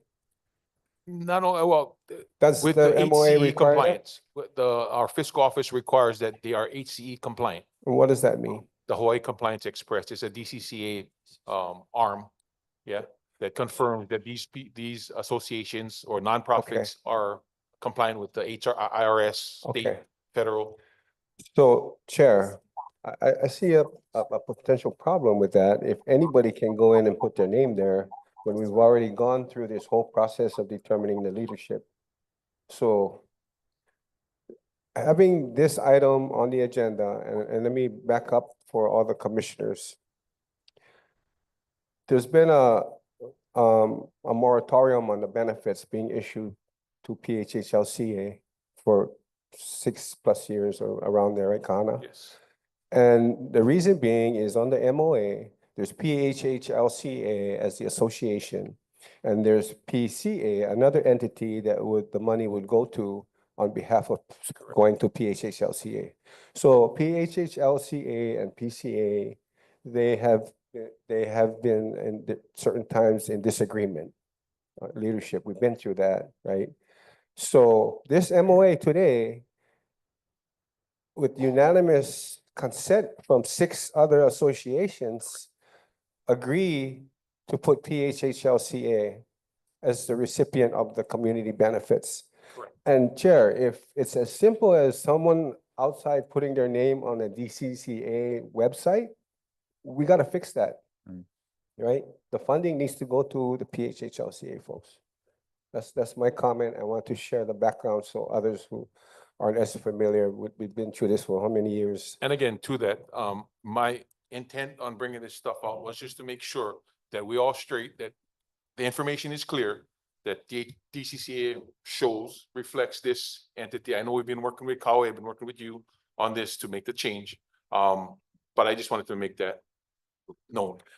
And that's fine. Yeah. But yeah, that's. I think we need to work with the DCCA and inform them that, there's a error in the listing of who's in charge. So we need to assist them in getting that corrected. Right. So just for my clarification, so all these funds would go to PHHLCA for distribution. Just $30,000 of that 100,000. So you can see the allocation. Yeah, I see that Yeah, allocation. so 30,000 would You go. understand? Just Yeah, 30. that's correct. Now, Yeah. there's amounts in arrears, right? Yes. Because of the Right. moratorium. We'll add to that. Right. Yes. Okay. So, but whatever we need to do, Chair, I think we need Yeah, to we'll do disperse that. the money in parallel, not wait for DCCA to come back and I make agree with that. corrections. I agree with that. Thank you. We'll get the money out, but then we should correct that. And not only getting the money out, but again, I just need to reiterate the importance of the HCE compliance. That's not my Yeah. compliance. That's our Let's- fiscal Well, office. let's help them get Yeah. it corrected. I Yeah. mean, that's a state entity that we are kind of connected with, so we're part of the state, part of that entity. So I do have a working relationship with DBEDS. We can get that fixed. Okay. Appreciate that. Okay, anything else? Last point, Kana, please work with PHHLCA on helping with the HCE compliance requirements. Yeah. Thank you. We'll work on that. Okay, any other questions or comments? No, just a comment. I'd like to enter this to the Yeah, commission, That's a good please. idea. The stipulation of the decision of the judge to end this ridiculous stuff. Anyway, thank you so much. Thank you. Okay, all those in favor say aye. Aye. Those opposed? Motion carried. Hallelujah, Thank you, hallelujah. Commissioners. Second last item, item number F2. F2. I've got the approval to issuance of 5 new revocable business revocable permits. I've got Kalei Young here who drafted up this submittal and will walk us through it and justify the recommendation. Kalei. Hello. Hello. Essentially, we had 10 parcels that we put out to bid per the commission subcommittee. We did follow all the guidelines as the amount of time we posted it and received everything on time. And on the bottom line, we got 5 what we believe are good tenants. All 5 are Hawaiian-owned businesses. And now with your approval, we'd like to move forward to actually drawing up the contract. If anybody has questions, I'm open book. Okay, let's have a motion, then we'll open up for discussion. So moved. Okay, discussion, Hey, Mr. Nevis. So I understand, reading the details is that some of the folks, I mean, they've done a real big job down there cleaning up. And, they gotta be commended for that, but not just that, we're doing revocable permits and I know the struggles on businesses trying to get long-term disposition. So, understanding that the amount of their own money they put into cleaning this place up and be able to use it. I hope we're looking at in the future, doing some long-term permits for these areas. Is that in the future? Because they've, Yeah, a lot of this again, money, it's out of their And that's a pocket. real good point, but Yeah. we're required by state law. There's only two ways to do this. We either do Right. put it out for bid for a long-term general lease, which is, the 50-year lease that we usually do. Go through that bidding process. And then there's a short-term venue that we've been doing right now. Right. And that short-term one is brought up because in Kalaeloa right now, lack of infrastructure, which is, I think people are working to get the infrastructure put in. So I think almost all these parcels that we're putting out, we're saying there's no water. And if somehow they bring in their own water or are able to put up solar and that kind of stuff, which some of our tenants have done. Yeah. Anyway, the bottom line is because of the lack of infrastructure, we say we'll go out from month to month. And there are no utilities, and that's all inflected. That's all included in the rent. There's a discount because of the lack of infrastructure. I got it. Okay. In addition to that, I know we've had internal discussions and the chair had given us some of his thoughts on the process. Just for your note also, these RPs that we are going to issue will be on a portion of one big parcel. So out in Kalaeloa, we have 8 large parcels. Right. And when we want to general lease it, we're going to general lease the whole parcel, not just portion, because we're going to have to subdivide, provide the infrastructure for each. Yeah, so that becomes not cost efficient for us anyway. But eventually we want to issue it out for a long term. And we look for big type developers. But at this point in time with the dilapidated infrastructure, it's a challenge. Just want to get an understanding where we're at. And this works out good because we get guys out there cleaning a lot of the brush that would be potential for fire and Understand. that area is just infested with homeless. So this keeps them off of the, and brings in a little bit of income too. Yeah, Thank you. let me jump in on this discussion. I agree with Commissioner Nevis regarding to a certain extent the distaste and the limitation on doing revocable permits. It's a temporary approach, maybe to address fire mitigation and some other more immediate concerns regarding homeless. But just recognize that the department is on a different approach regarding these larger parcels. We've gone out on the, I think it's about 140 acre parcel in Kalaeloa for Raceway Park. So we, in the process of consummating a deal with the developer and move that along, which have a tremendous impact on the overall development of that particular site. We also have going out that 43 acre site next to, or in the Cambo industrial side of Kalaeloa, which is also going out for master development into probably an industrial park. We also have the headquarters site that we're working with Kamehameha Schools, as well as CNHA regarding turning that into the headquarters site into a school for transition of participants in the Youth Challenge program, along with prisoners that are being released from out of the Waiava program. Then we also have some other developments that tie into the overall development for Kalaeloa, such as the hangar. There's the hangar that we're trying to acquire is also out there. So that would not only kind of complement some of the job creation activities of the Raceway Park, but also in manufacturing homes. We also are looking at some of the other sites regarding development. So I agree that this approach really doesn't facilitate the long-term development, but it is kind of a temporary approach. And so we're also looking at some of the other sites. Gentry is doing a housing project adjacent to our land that we're looking at also putting in a housing project there. So there's a lot of things going on in Kalaeloa. We've met with HCDA to look at their plans, as well as Hunt to look at their plans. And we want to try and I kind of push this with the staff that we need to do a better job on the master planning, but we do have to activate the community because I view this as a major opportunity and for the department. This is a great land inventory that we got with the BRAC closure, and we're fortunate to have it. And we also have the city and county that recently received 400 acres. And we're looking at those lands to see if we can maybe acquire some of those to do some of our cultural activities, especially to the Heritage Center. So let me just say that, I can appreciate what you're saying, Commissioner Neves, but there is a lot going on and staff has been very diligent in trying to move forward. But we do need to do master planning and work with some of the other stakeholders in the area. Okay. Any other questions? One last one. Good. Khalid.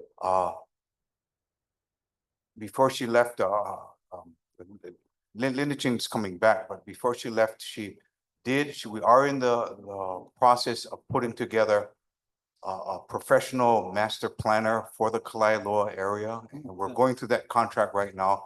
I think the chair had wanted that done so that we're not just shooting from the hip. We have a big master plan for this thing. So we're in the process of doing that. Good. But thank you. Point well taken. Yeah, thank you. Thanks, Chair. Commissioner Kalekini. Thank you for the so I just want to kind of backtrack a little. We went and we have 10 parcels that we put on our website, right? That's So correct. I noticed 3 of them are not a part of this. So what happened there? Did we get bids or? The amount of people that put in bids, to be honest, not everybody goes to the DHHL website to look for industrial price. So we're learning, and so now what we have done, we've contracted a professional in the field to help us market and knock on doors and do a better job, because I think at one point the intent was to get multiple bids on each project and kind of drive the bidding up. So there is a phase 2 coming up within the next couple of weeks, which will include the ones that weren't bid on. Okay. And so I think there's about 13 of them that are going to be put out this next time Okay. around. No, that helps. Quick clarification on Exhibit Exhibit A. There are 2 vendors that is assigned lot 2. Are 2 vendors on the same lot or? So actually what happened was they bid on one lot.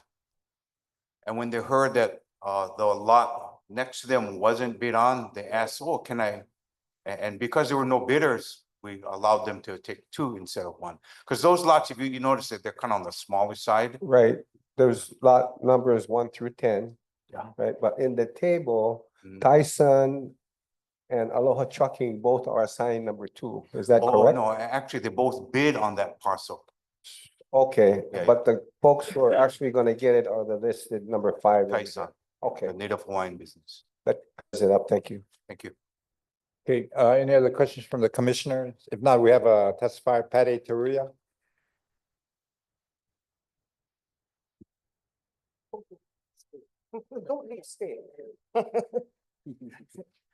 Thank you. Mahalo, Chair, for the opportunity. Commissioners, thank you.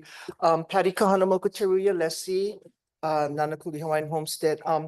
I'm here to support the submittal on L&D in the revocable permits for Tyson Service, which is Brian Ka'aina.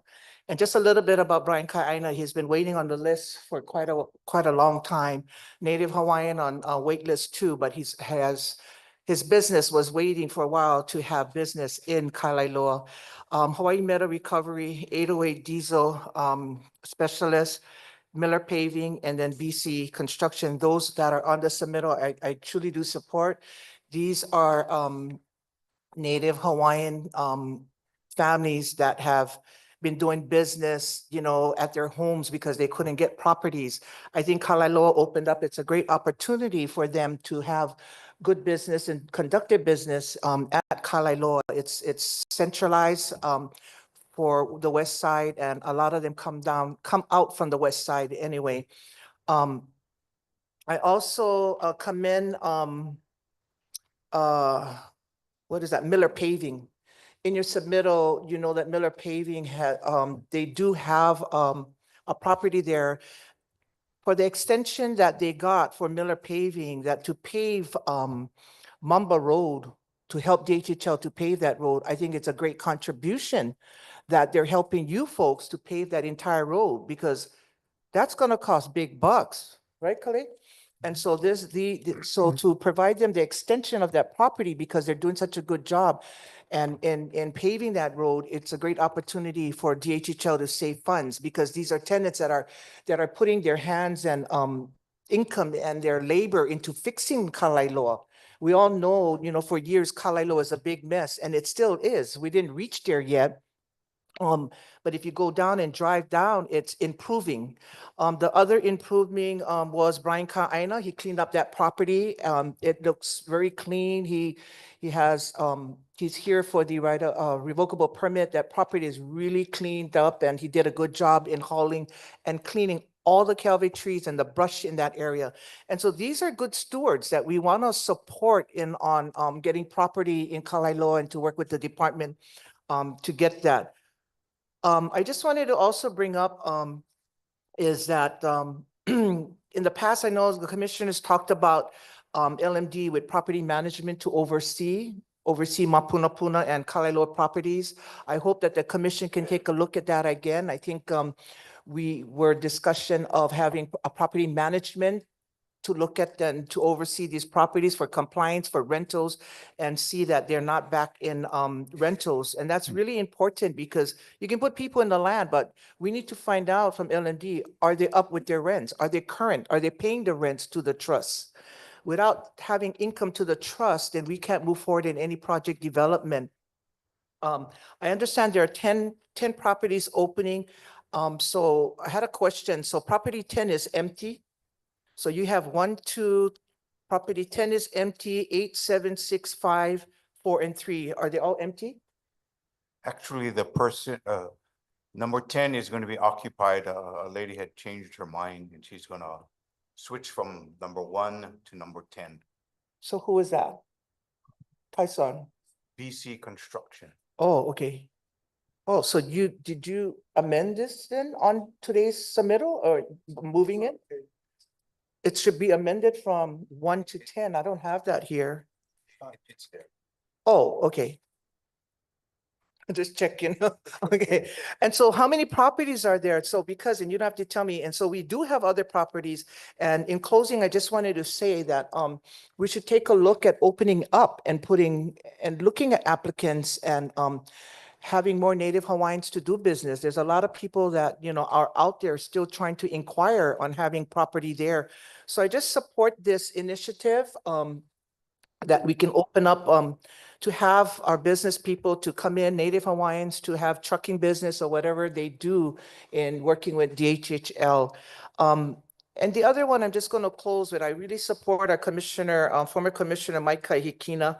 And I'm just going to throw it out there because we're talking about ROE, is that he brought up about Lyman Ranch and Nanakuli Ranch. And commissioners, you need to consider, because the last meeting you supported Nanakuli Ranch in supporting the right of entry. Right of entry means that you're not allowed to have parties or homes in there.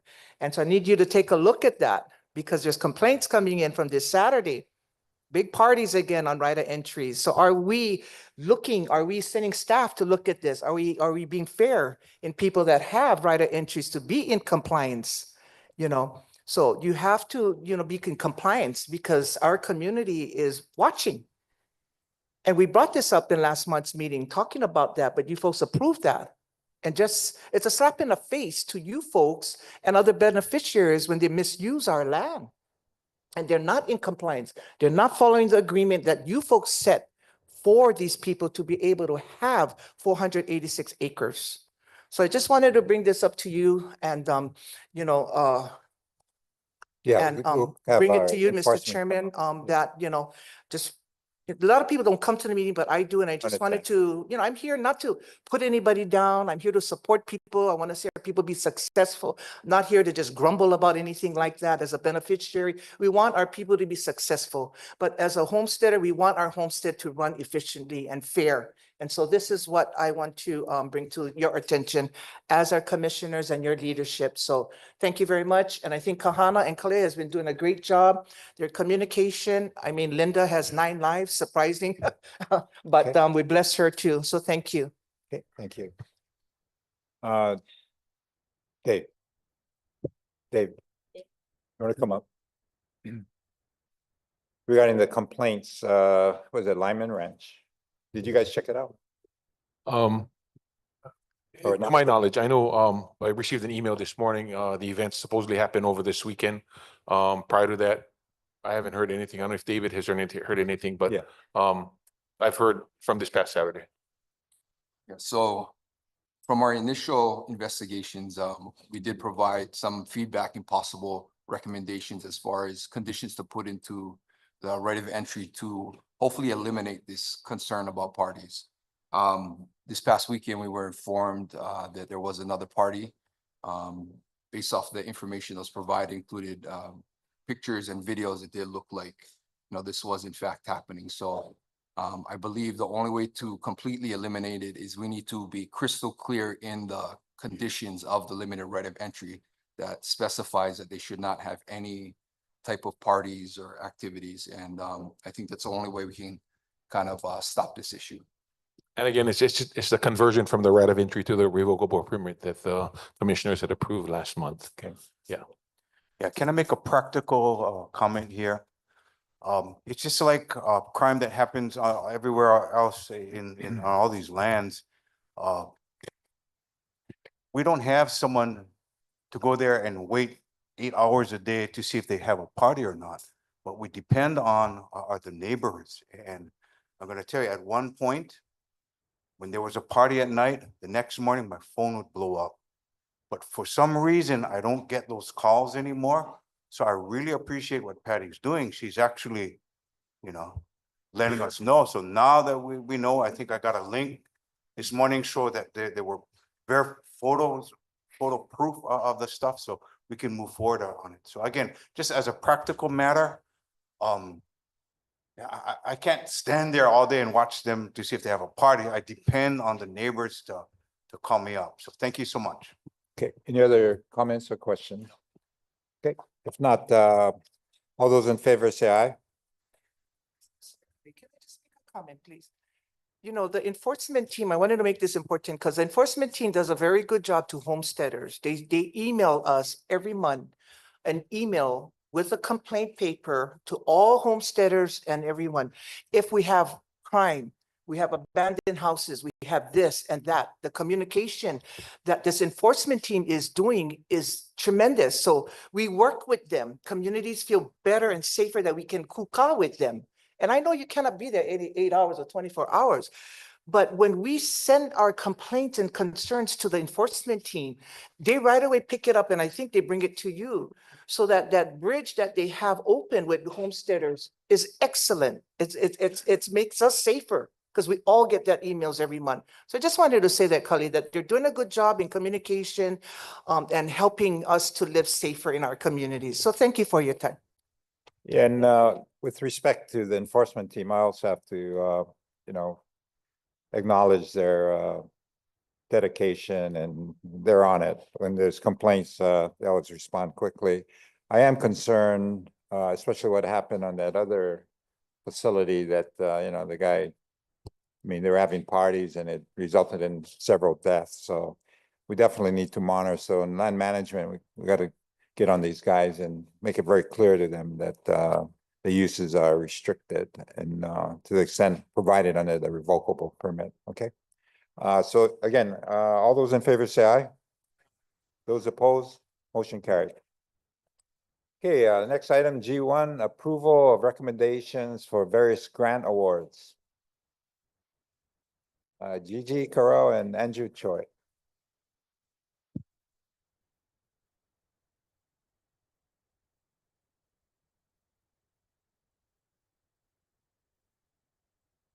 Aloha, Commissioners. Andrew Choi, Planning Program Manager. Item G1, the recommended motion action is that that the Hawaiian Homes Commission approve 5.4 million from the State General Fund to fund the following organizations for the following grants statewide. And those organizations are listed in the exhibit on the agenda as well as listed in the submittal. With me today, I have Gigi Kairal, the department's one and only grant specialist, to help walk you through the recommended motion and action. See, I had this written out and I have it as good afternoon, Mr. Chairman, but we're moving so quickly. Yay. So good morning. Good morning, Chair and Commissioners. Gigi Kaiwell, Planning Office. I'm here to present item G1 for recommendations on the grants. Just a little bit of background, because I think this is the first time I've come to this commission on the grants program. All the DHHL grants are authorized by the Native Hawaiian Development Plan under Rules Chapter 10.6.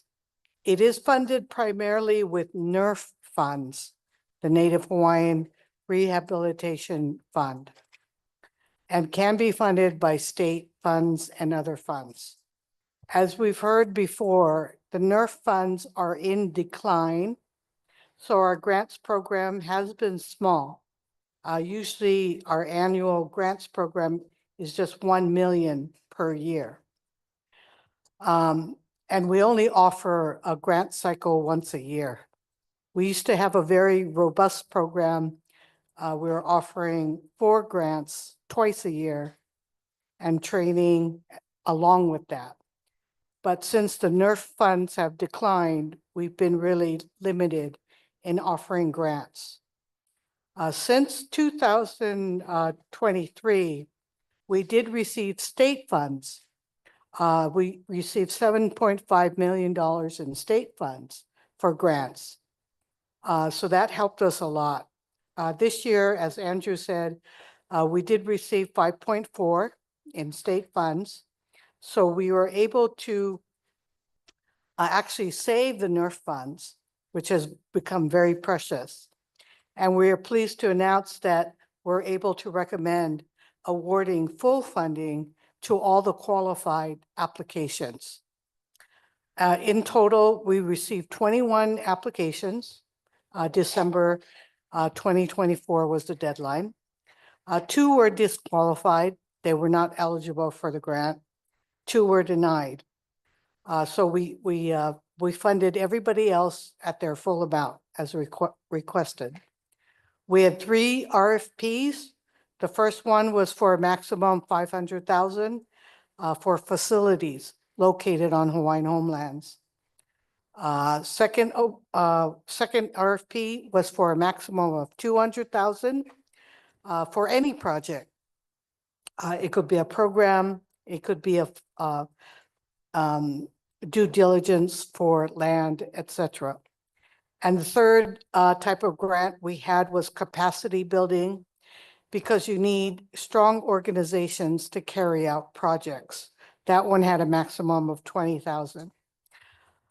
Couple of things I wanted to just point out. We did have a low turnout in applications this year. We usually get about 30 to 40 applications. So we're gonna make a push for bigger outreach this year. And based on beneficiary feedback, we did increase the capacity building grant from 5,000 to 20,000. And unfortunately, only 2 homestead associations applied.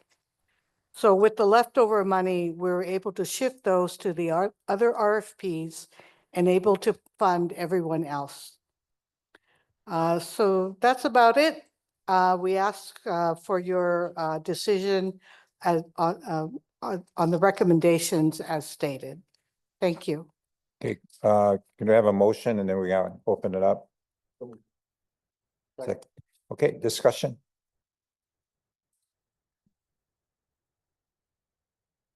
Okay, we do have some public testimony. Kawi Almeida.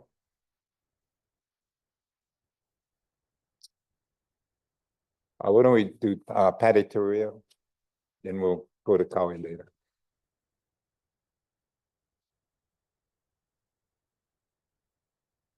Aloha Chair, Commissioners, aloha Andrew and Gigi. Thank you for the opportunity. Patty Kahanamoku Teruya, Lesi, Nanakuli Hawaiian Homestead. I'm not here to speak against this organization on your submittal G1. But I have several questions for the planning division. Only because I understand that this grant submission went out in November 2024 and the deadline was December 2024. I ask this because I, as a lessee, have not heard anything when the grant went out. And we weren't, homesteads were notified in 2024 in November and December that the grants were available. I attend every month your meetings here, if you're here in Oahu, but we didn't hear anything about these grants. Usually Gigi does an excellent job in emailing associations and leaders of Hawaiian Homestead, but I'm just curious if this was done. And what was the community engagement to allow other homesteads to apply? And this is what shows you is a low turnout that you have today. My also concern to planning division is that when we distributed grants in 2022, 2023, is there a tracking or compliance system that grants must follow up with reports, or existing grants and funds are utilized according to the grant submittal? Reports ending, and how many applicants have funds drawn out of these grants 2022, 2023? I understand if these grants are coming from the state fiscal department, you have a 4-year holding period. So I understand looking at July of 2025, some of the grants may lapse, and I'm concerned about that because they won't be able to follow up and finish and complete their projects that was submitted in 2023. And lastly, how often does this commission, this body have grant updates from your department so they can understand what homesteads receive and what projects are moving forward? I think in closing, it is a major importance to oversee grants on a timely fashion, and this is what you commissioners, your kuleana is.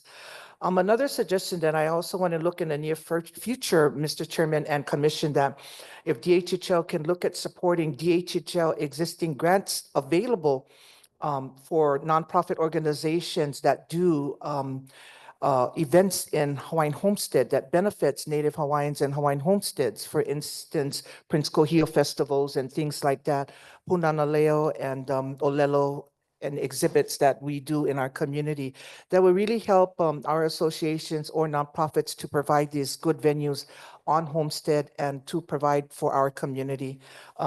So with that, I thank you very much. Okay, thank you. Next testifier, Kawi Almeida.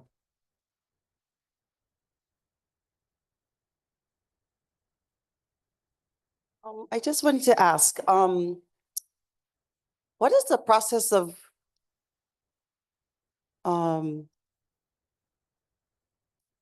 giving out the money? Does it go through a committee of community leaders and that they're the readers of the grants and to help the department in some sort of fashion? Before in 1995, Kali, you were the first chair that had implemented that on the grant level so that it wouldn't appear that the department was kind of doing all the jobs and stuff, and that you put it out to leaders in the community to get together and be grant readers. So does it go through that process now? And how are they selected? No? How is it administered? The department has employees that sit on the grants committee. One of the reasons why the department staffs the grants committee selection is that should community members staff it, it would disqualify the community association leaders. The leadership that's represented by that person on the grants committee would be disqualified from applying because there would be a conflict of interest in revealing the grants. But we knew that. So we didn't enter any of our grants at that time during the reading. So what I'm saying is that the community in reading these grants, actually what I just heard Patty talk about, actually, we had really read it. We also asked questions to the staff about, was this a receiver of a grant previous? Or is this the people were continuously asking in each time and received? How are we, the question became, how do we spread out this funding so that, you know, more associations or people can get access to it? Whatever the reason is, I believe that is part of like, I guess, a consultation, so to speak, because when we did give our mana'o that went to the commission, it was very thorough. It was very thorough, to the point where we read the grants, and even though that they were requesting a certain amount, as we read through it, because we do have the time to do that, you know, it actually gave a very thorough, you know, picture, so that the commission had no real problem regarding passage of it, because the community did that work. So I would like to say that I think, if anything, I would like to maybe remove that reading of everything like that from the staff, because they got a lot of things to do. They've been doing like double, triple work, whatever. But if we put it back into the community hands, they did a really, really good job. Just saying. Okay. Thank you so much. Thank you. A couple of things. We do have to follow state procurement rules, which do require employees got to be on the committee. So that's a given. We can look at a community advisory committee. But just to let you know, that will increase the length of time for the timeline. And we're already operating on a very tight timeline for this program. We've had experienced many conflicts with the community as advisors, because some didn't have enough time to review. There were just generally a lot of conflicts. So we got to weigh those into consideration in looking at that. I do want to mention that we will be holding a beneficiary consultation for the Native Hawaiian Development Program Plan. So that would be the avenue to consider a grants committee, as well as what Patty had mentioned, an events grant. That would be the avenue for any new initiatives. Would have to go through the BC process, and we will be holding that this year. The other thing I think she mentioned, updates. Yes, I usually do a grant update to the commission every couple times during the year. Just to let you know, I recently returned to the grants position in November, so I hadn't been doing it while I was out. So I can reinstate that, not a problem. That way, the commission can get the full list of our current grants and the status of their grant projects. So we'll be doing that in the next few months, okay? Okay, I just wanted to clarify one thing. The grant application was made available on October 1st, not November 1st. And the department did send emails, communications to all homestead associations in which we have the contact information for. So there was the normal solicitation process that we normally provide, as well as Gigi mentioned, the grant is part of the state RFP process. So it was also posted on the state procurement site website, and our associations were pointed to that website, as well as the department's website, which the grant application, as well as two orientation meeting Other people videos got were to made. testify. Thank you. Okay, Evalani McBriar.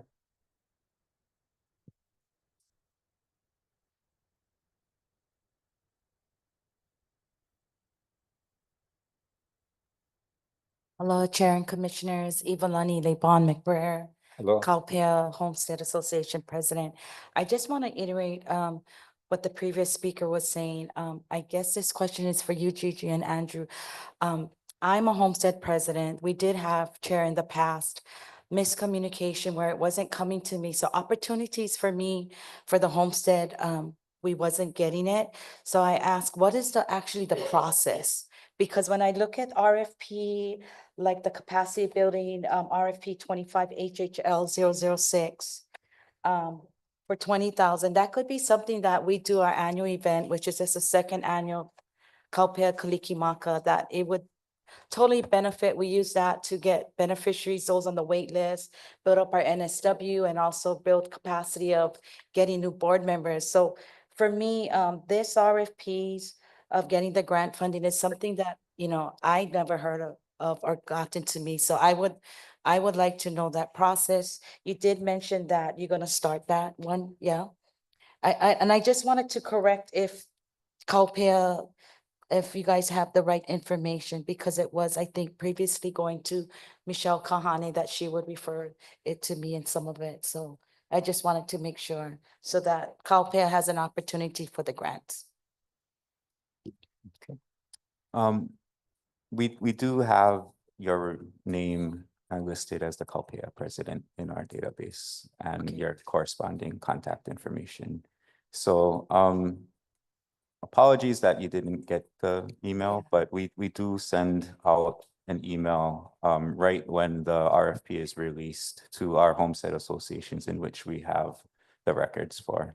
And is that also inclusive of beneficiary consultation on this RFP process of the grant as well? I'm not sure what we'd be consulting on, but we do provide information via, we held 2 informational meetings on the grants. It's posted on the DHL website.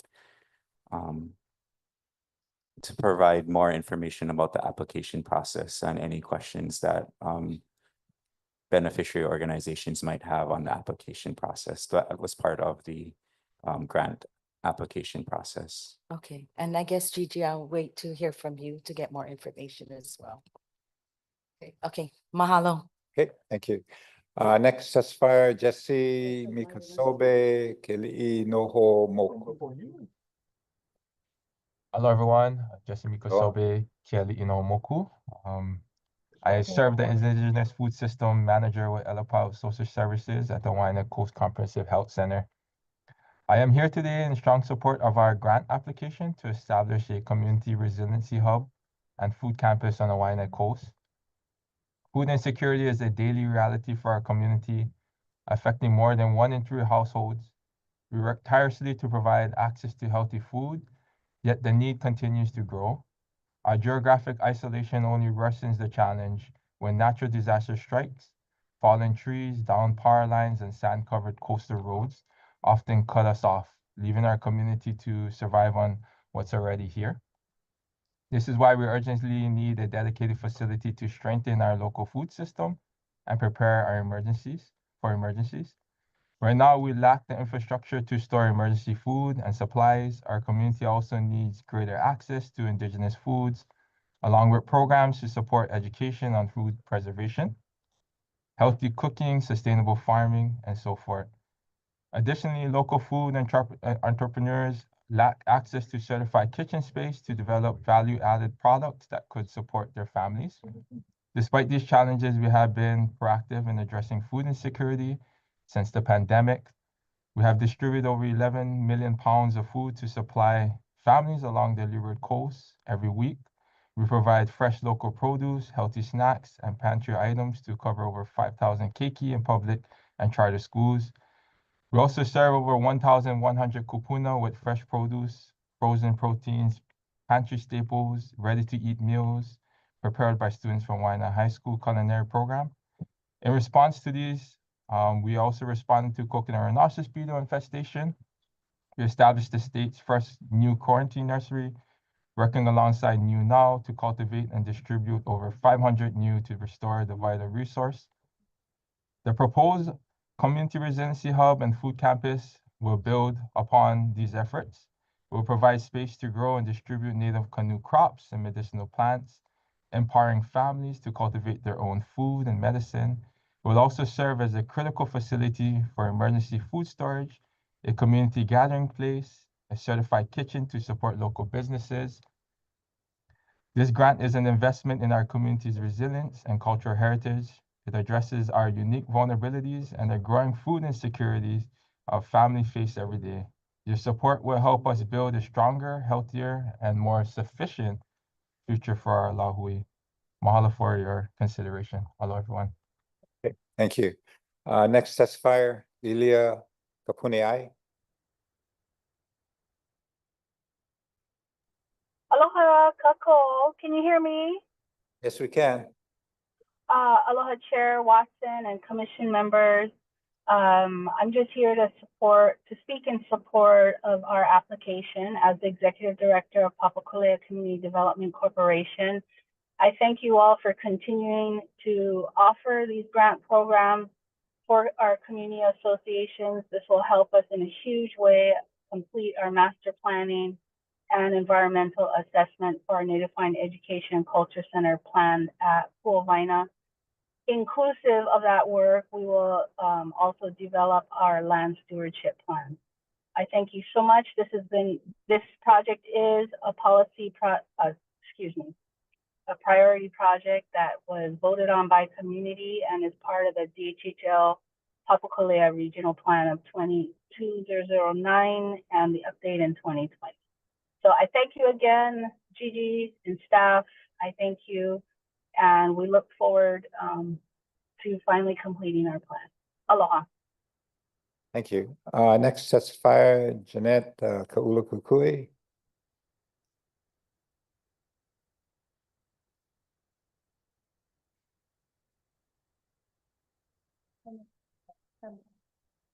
Jeanette Kaulukukui.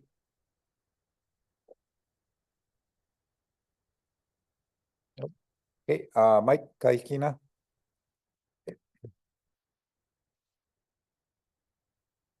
Thank you, Chair and Commissioners. Gigi, good morning. Mike Kaikina from Nanakuli Homestead and Chairman of the Association of Hawaiian for Homestead Lands. This grant, I support all the efforts that Gigi have been put into this and getting that funds over to the Native people. But my concern was always that I used to ask, what was the purpose? Yeah, because the Native Hawaiian Rehabilitation Fund, just take the words for its value, should be helping Native Hawaiians. So I would question, I used to question, what was the purpose? Is this beneficiary driven associations, and what do we get out of it? You know, Peter Drucker is the father of administration. And if you keep somebody away from doing something, you just bog them down with policies or no policies, man. That's span of control.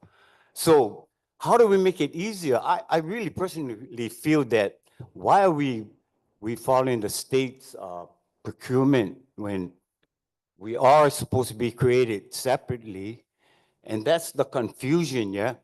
But I appreciate this. I think we need to have more of the beneficiaries on the table, because if we're being limited to this, can't you guys see that you guys are limiting our participation in this process called democracy? You know, I really feel that this heart cannot fit in this square called democracy already. Aloha cannot fit in there already. The square, how many years I put into it?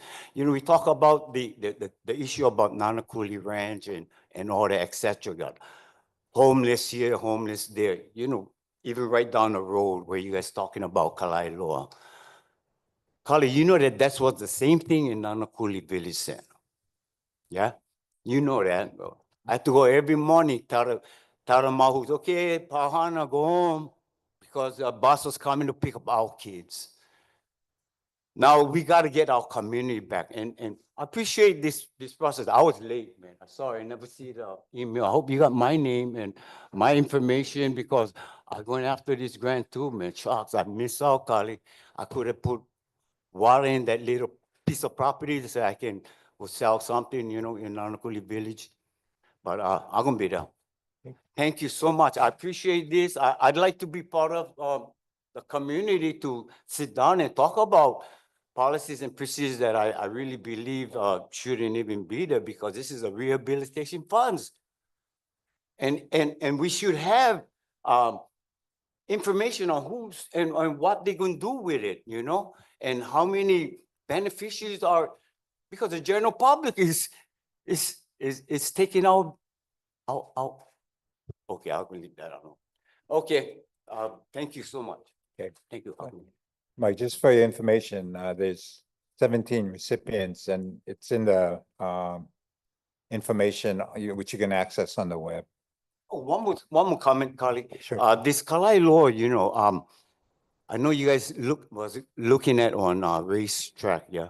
Mhm. But the past racetrack is the only area that is contaminated as far as the whole study from the Navy and from Micah's uncle, and so I gotta you guys be careful on that, yeah. And industrial area where the thing already polluted, look at what's going around over there, because the Navy got all these cabins over there. I think tourism is something that we should, because man, nothing against hotels. What I get against is that the Hawaiians don't own them. We only work over there, build them, and then that's it. We don't have the profits. And so that's what I'm talking about. So maybe you guys should consider us guys being on that table to talk about this, because how will we be invited to sit down at the table that prepared before us? Well, the Thank you for your department does own a consideration. couple of hotels. Huh? The department does own a couple of hotels. Yeah, see, that's you guys own them, not the beneficiaries. The revenue goes to the program. I know. Thank you. So Okay. on an interpretation. Thanks, Mike. Okay. Okay. I just wanted to, sorry, I wanted to just add one thing. Beneficiary-driven projects is a big criteria in these grants. So it is carefully looked at that the project serves beneficiaries and it came from the beneficiaries through a planning process. So most of the projects are regional plan priority projects. So they were thoroughly vetted in the community. And then just to add to what Gigi said, page 9 of the submittal, at the very bottom and going on to page 10 identifies the evaluation criteria that the selection committee utilized to evaluate and score the grant and make recommendations on grant award. Yeah. Okay. No, you guys did a good job. Any other questions from the commissioner? Yeah, Chair. Just a Commissioner Lasua? Just a point. I want to thank Gigi and Andrew. But I just wanted to let the commission know that I'll be recusing myself because I'm one of the officers on one of these organizations that's on the list. Anybody else? If not, all those in favor say aye. Aye. Those opposed? Motion carried. Thank you, Gigi. Thank you. Andrew. Okay, what time we got here? Okay. Pass. I mean, Okay, depends G2, on- accept the beneficiary consultation report for Kohala's land use request for DHHL lands at Upolu, Kohala, Hawaii. Andrew? Item G2, the recommended motion action is that the Hawaiian Homes Commission accept this beneficiary consultation report as the official public record of beneficiary input and feedback relative to Koala's land use request for Hawaiian homelands at Upolu Point, Kohala, Hawaii. TMK is listed. With me today online, I have Lily Makaila, who conducted the beneficiary consultation and prepared the staff report. Aloha nui, commissioners. Just waiting for the slideshow to get queued up.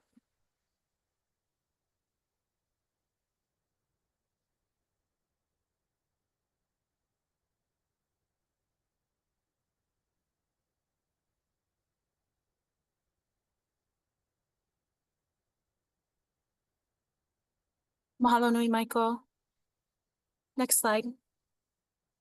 Aloha commissioners, for this beneficiary consultation, our process included an in-person meeting. This was conducted on October 16th of last year.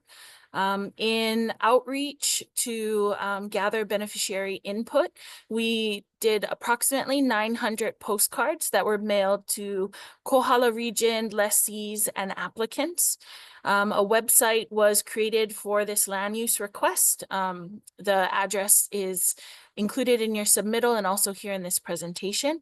We prepared a presentation that discussed the land use request process, as well as a presentation that was prepared by the applicant, Kohala. That's included in Exhibit B.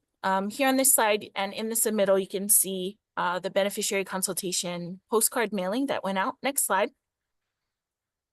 As far as participation in the in-person meeting, on October 16th, we had about 45 persons that attended and participated in the sign-in sheet. Of those who attended, 40 of those self-identified as a DHHL beneficiary. Following the in-person meeting, there's a 30-day comment period to follow, which extended into November of 2024. During this comment period, we'd like to mahalo the applicant, Kohala. They went above and beyond in soliciting beneficiary input. They prepared an online Google form and distributed it amongst beneficiaries, Native Hawaiians, and other persons in the Kohala region, and asked for them to express their, comments or concerns or ask questions. I've included this in the exhibits. A total of 306 individuals submitted their support, including 18 organizations. Of those 306 persons, a number of those individuals were self-identified as DHHL beneficiaries, including Native Hawaiian organizations on that list as well. Next slide. Now I do have 2 slides that have quick summaries of the beneficiary comments that we received. I do have to say that, this forum doesn't quite allow me to capture all of the testimony and commentary that came about in the in-person meeting. We are very grateful for the participants who came in person, and the meeting, went over time because there were so many folks who are of that region that are beneficiaries and chose to stand up and express their verbal support for this potential project. I'm going to briefly cover some of the highlights of these comments. In general, there were no comments that were made against DHHL's support for this land use request from Kohala. Most of the comments all expressed their support, not only for the proposed land use request, but also for Kohala as an organization and the applicant. Many of the comments suggested that, there has been a lot of strife in the past with limits on beneficiaries being able to access shoreline, access DHHL land inventory, and to be able to access lands that, though they are not suitable for homestead use, lands that they feel could be of direct benefit to our beneficiaries. These lands have not had any movement from the department in the past because they are not suitable for homesteading due to their location in the tsunami evacuation zone and also some access challenges. However, most of the folks who participated in the in-person meeting and all of those who submitted comments during the comment period all expressed that should this entity, which is a beneficiary Native Hawaiian-led entity, be given the opportunity to be on these lands, it would increase the ability for beneficiaries and for community members to access DHHL trust lands. There were some concerns that were expressed about the land use request process and the challenge that it poses for beneficiaries themselves. Currently, our pathway for land use requests is either for those that are nonprofit entities or for those that are requesting land for a for-profit usage. We don't currently have a pathway expressly for beneficiary organizations. They are currently included in the pathway for nonprofit entities or for-profit entities. So that was one concern, that there should be perhaps an expedited process that the department should consider that would allow our beneficiaries to have a clearer, more simple process that doesn't take as much time from their perspective. Generally, the concerns that were expressed were about the length of time for the land disposition, not just for the land use request application, but also just the process of completing due diligence and getting that long-term land disposition in whichever form it comes in. And there was a general request for more urgency for staff to try to prioritize these types of requests and get them moved along as quickly as possible. Next slide. During the 30-day comment period, we had 52 beneficiaries that were a part of the 306 commenters. 190 of those commenters didn't identify as DHHL beneficiaries, but did identify as having Hawaiian ancestry. And then additional supporters were either of the region or affiliated with the region in some way. The full list is included in your exhibit so that you can see. Also included is a list of all the letters of support. And again, this is a big mahalo to the applicant, Ho'ola, who went above and beyond and solicited these from beneficiaries and did their very best to kind of improve and expand upon our planning office's capacity to do outreach amongst beneficiaries. So a big mahalo to them for ensuring that beneficiary voices were included in review of their land use requests. Next slide. Next steps, we should you folks vote today to accept this beneficiary consultation report as complete. The next steps would include the land management staff working with the applicant and bringing forth a request for approval for a right of entry for due diligence to the applicant Ho'ola. Ho'ola respectfully requests that this item be prioritized by DHHL staff and have asked that we do our best to expedite as quickly as possible. Our recommendation from the planning office, we respectfully request that the Hawaiian Homes Commission approve the recommended motion to accept this beneficiary consultation report as complete. We do have a representative of the applicant, Ho'ola. Should you commissioners have any specific questions for the applicant themselves? Mahalo.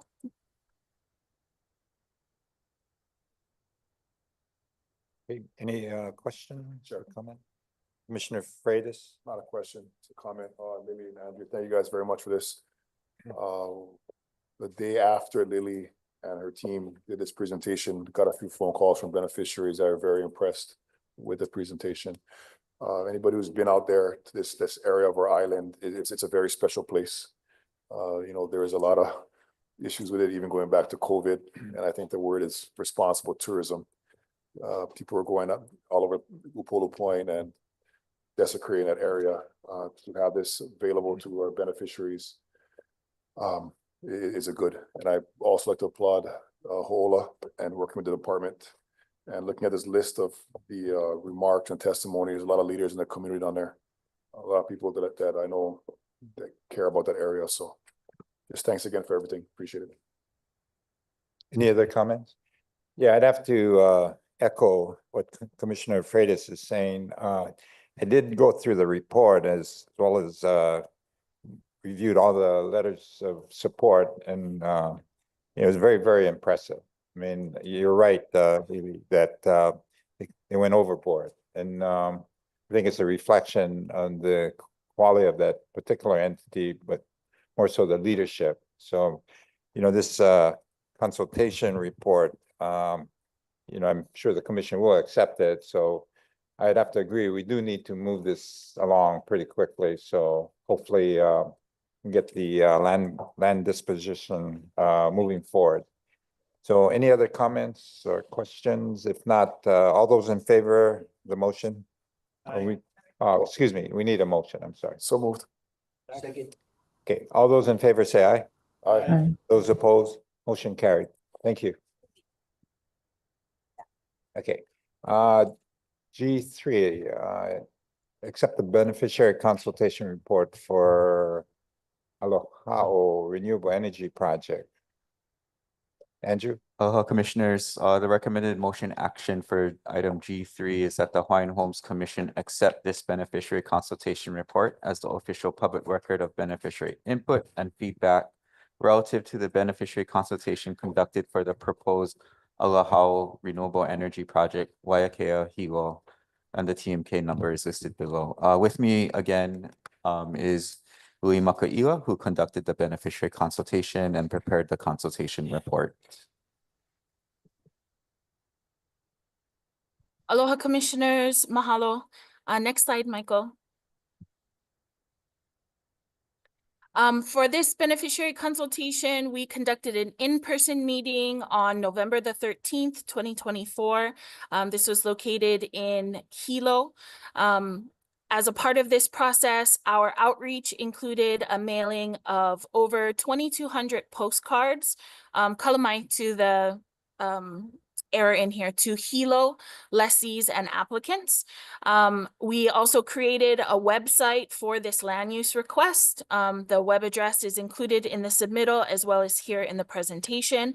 We also created a presentation that discussed both the land use request process, as well as included a presentation from the applicant. That's included in the submittal in Exhibit B. Here on the slide, as well as in your submittal, you can see an example of that postcard mailing that was created and mailed out in preparation for the in-person consultation meeting. Next slide. Participation for this one included 31 persons who attended the in-person meeting, 18 of which self-identified as DHHL beneficiaries. Now we do have sign-in sheets, but we do not, hassle folks who do not feel comfortable signing in. And so based on staff's estimation, there are approximately 10 persons who did not feel comfortable participating in the sign-in sheet, but did sit in the meeting and did participate in the meeting. So our estimation is around 40 or 41 persons who are in attendance. During the comment period, we received just one comment that was sent via email representing one of our beneficiaries and their organization. Next slide. Some of the summaries of beneficiary comments. I do have to say, for those who were not able to attend this, those are the commissioners who were not able to attend, much of the commentary was follow-up questions. So there was a lot of questions about this kind of proposed use, proposed project, the proposed area, and all of those details. So much of the beneficiary consultation was a lot of clarifying questions. That information is captured in the meeting notes that's included in the submittal. There was some frustration that was expressed by our beneficiaries that's not necessarily attached to this particular proposed use, but just in general, that beneficiaries are feeling like a lot of land uses on DHHL lands for non-homesteading purposes are not necessarily in alignment with what beneficiaries would like to see. They would like to see, more effort put into homesteading opportunities and less effort per se put into non-homesteading opportunities One of the largest concerns was that this is another instance of a potential project on DHHL lands that is given to a non-beneficiary entity or organization. Attendees in general expressed how frustrating it can be to see access for non-beneficiaries to DHHL's lands and land holdings. And, you know, some folks expressed that they cannot help but feel that it's done on purpose, that they cannot help but feel that the department is not making enough effort to offer opportunities to beneficiaries and to Native Hawaiians in general. Again, this is not a reflection or is outside of the control of the particular applicant, but this was sentiment that was expressed during the beneficiary consultation that I believe is relevant to our commissioners. There were also concerns that were expressed about the potential environmental impacts related to this project. During the consultation, the applicant and their team, as well as DHHL staff, were able to kind of inform participants and our beneficiaries that during the due diligence period, which is often a temporary right of entry that's granted to the applicant, that is when compliance with Chapter 343, state historic preservation, and other types of compliance that would be required for this type of development would take place, and that would be brought to the commission as well as to beneficiaries as well, especially if it becomes an environmental assessment. That's something that receives its determination from the commission itself. Next slide. There were also concerns about the structure of the land use disposition and how potential benefits would get to the community themselves.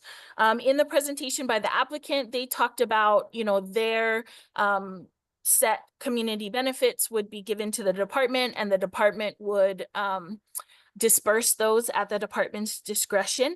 Unfortunately, a lot of the beneficiaries had concerns about that process, and they'd like to be more actively and intimately involved in, you know, what a community benefits agreement might include and how that type of funding or other benefits like workforce training or partnership opportunities, they would like that to be captured in a potential future land use disposition. They would like to see more opportunities created for beneficiaries to participate early on, instead of just receiving, you know, a financial compensation annually. They would like to look at a more robust, holistic beneficiary agreement that could help to support them. There was also some specific interest from beneficiaries expressed. One of the members of the applicant team included the biofuel supplier who shared that they're based in Puna. They talked about, you know, their process and how they create their biofuel, where the sources are, and our beneficiaries at the meeting and in the follow-up email noticed that there's a potential nexus there for farming or agricultural opportunities for our beneficiaries, whether that be actual agricultural homesteaders or beneficiaries who may be able to utilize, you know, rights of entry that they might have, temporary land dispositions, or even other types of partnerships where they could potentially be a part of that supply chain. Again, this is very early on, but there was a lot of interest expressed by our beneficiaries that this could be revenue generation that would support not only the department, but create opportunities for our beneficiaries themselves, and that this could be a great opportunity for capacity building, and something that the beneficiaries wanted to kind of bring into conversation when it comes to community benefits and potentials for collaboration and partnership. Next slide.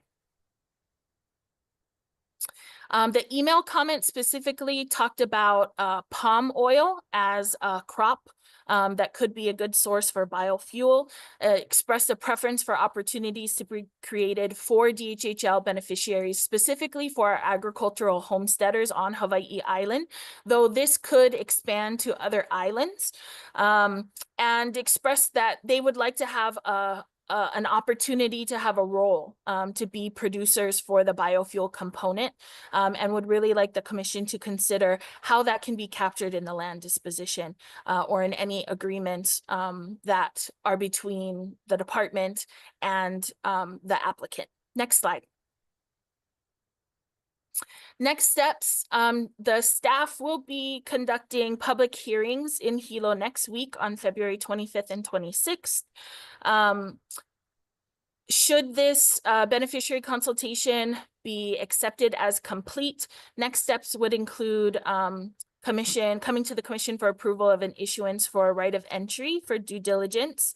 And there would also need to be some resolution for a community benefits agreement, and how that can be incorporated or captured in a future long-term land disposition for this renewable energy project. At present, our recommendation is we respectfully request that the commission approve this recommended motion and accept this beneficiary consultation report as complete. We also have a member of the applicant team here, should you folks have any direct questions. Mahalo nui. Let's get a motion, then we can open up for discussion. So moved. Okay, discussion. Commissioner Kaleikini. Yeah, Lily, Andrew, mahalo you guys for putting this together, the work. I participated in that consultation. I thought it went well. Just a couple comments. Yeah, so I totally agree with the concerns and considerations that our beneficiaries have shared. You know, yeah, we want to get more homesteads, but this particular parcel is commercial and industrial. It's next to a lumber company and aggregate company right in between. I think the last time we had this discussion, Kahana shared that there used to be like a tow trucking service there. It's been abandoned for many, many years. It's all overgrown with albizia trees and there's homeless people going in there.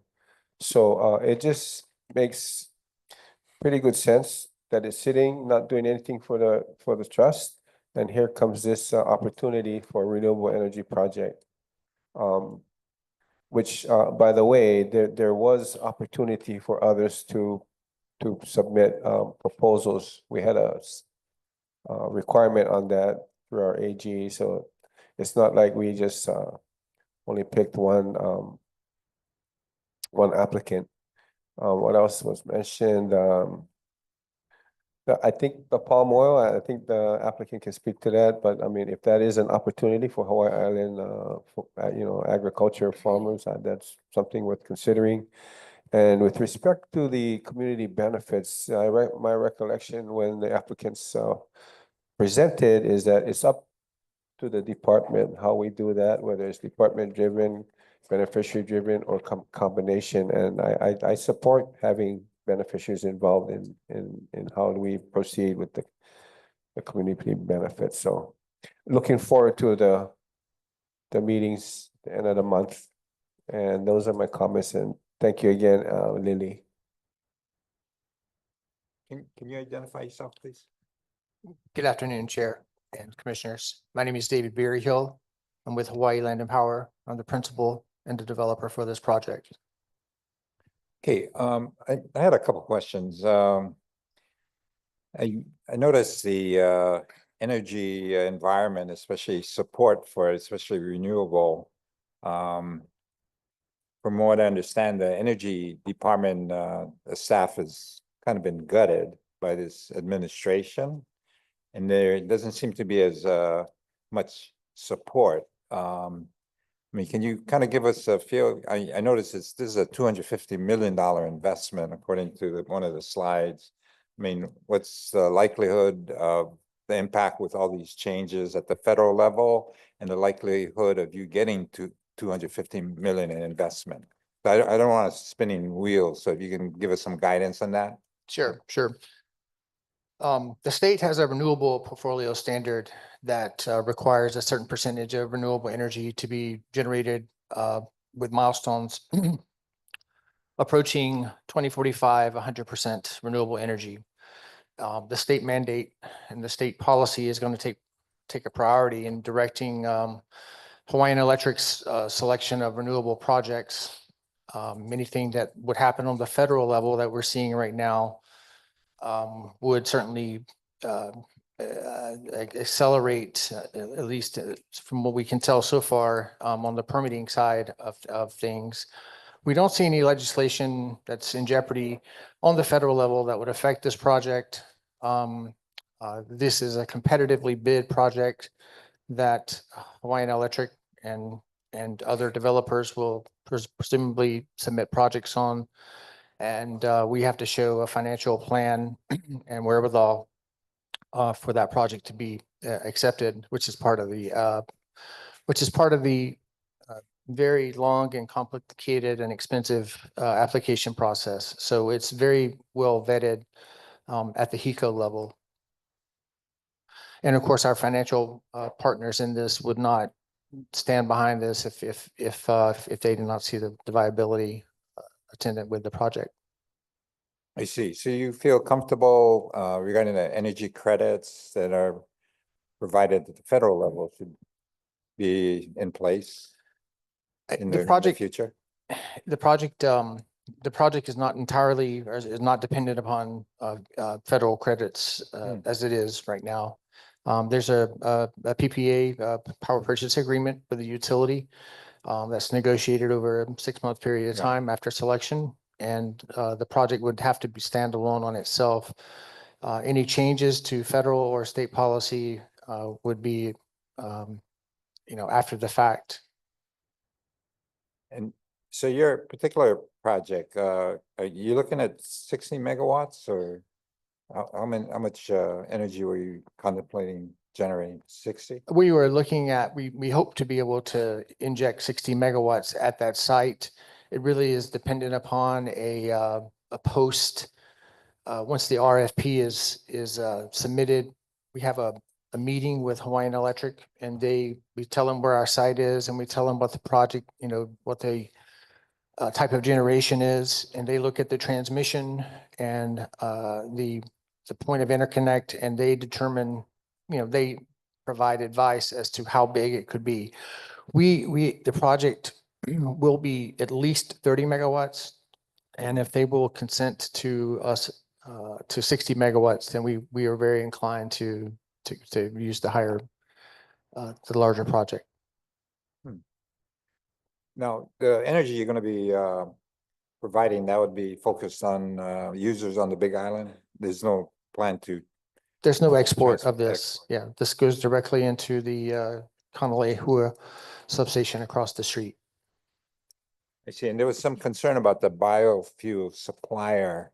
Obviously we have quite a bit of ag lands that we want to kind of get active in the use. Have you guys made any or considered the use of some of the homestead lands and being part of the biofuel supply? 100%, 100%.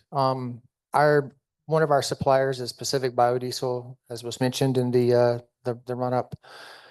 They're located in Puna. They also have a facility over in Kauai where they're growing sunflower seeds for oil production. They aggregate fats, oils, and greases across the state, and they are making a big push, as are we, towards locally produced renewable fuels, particularly and especially on Hawaii Island. And we would certainly be amenable to entities, local producers for growing the crop. Hawaiian Electric is the ultimate, that's the fuel selection and the fuel use and the fuel management for independent power producers. They are the determining factor. That is their kuleana. So we envision a program whereby, and Bob King of Pacific Biodiesel is an approved provider of fuel to Hawaiian Electric. We would envision a scenario where local developers or local farmers would be able to produce fuel, provide it to him. He would ensure it meets the specification and then provide it to us. So there's certainly a pathway for that to occur. I If we don't know about embrace- the logistics, but we do have a pretty good supply of gorse. Would you guys be receptive to using some of that? If someone else is willing, we certainly, yes. In short, yes. If someone can transport it without spreading the seeds into Hilo and all the concerns that go along with that, we understand it's up quite high on Mauna Kea. Yeah, okay. Any other questions or? Yeah, this is just to accept the consultation report, so Chair would entertain a motion. Oh, we do have one, Demond Manole.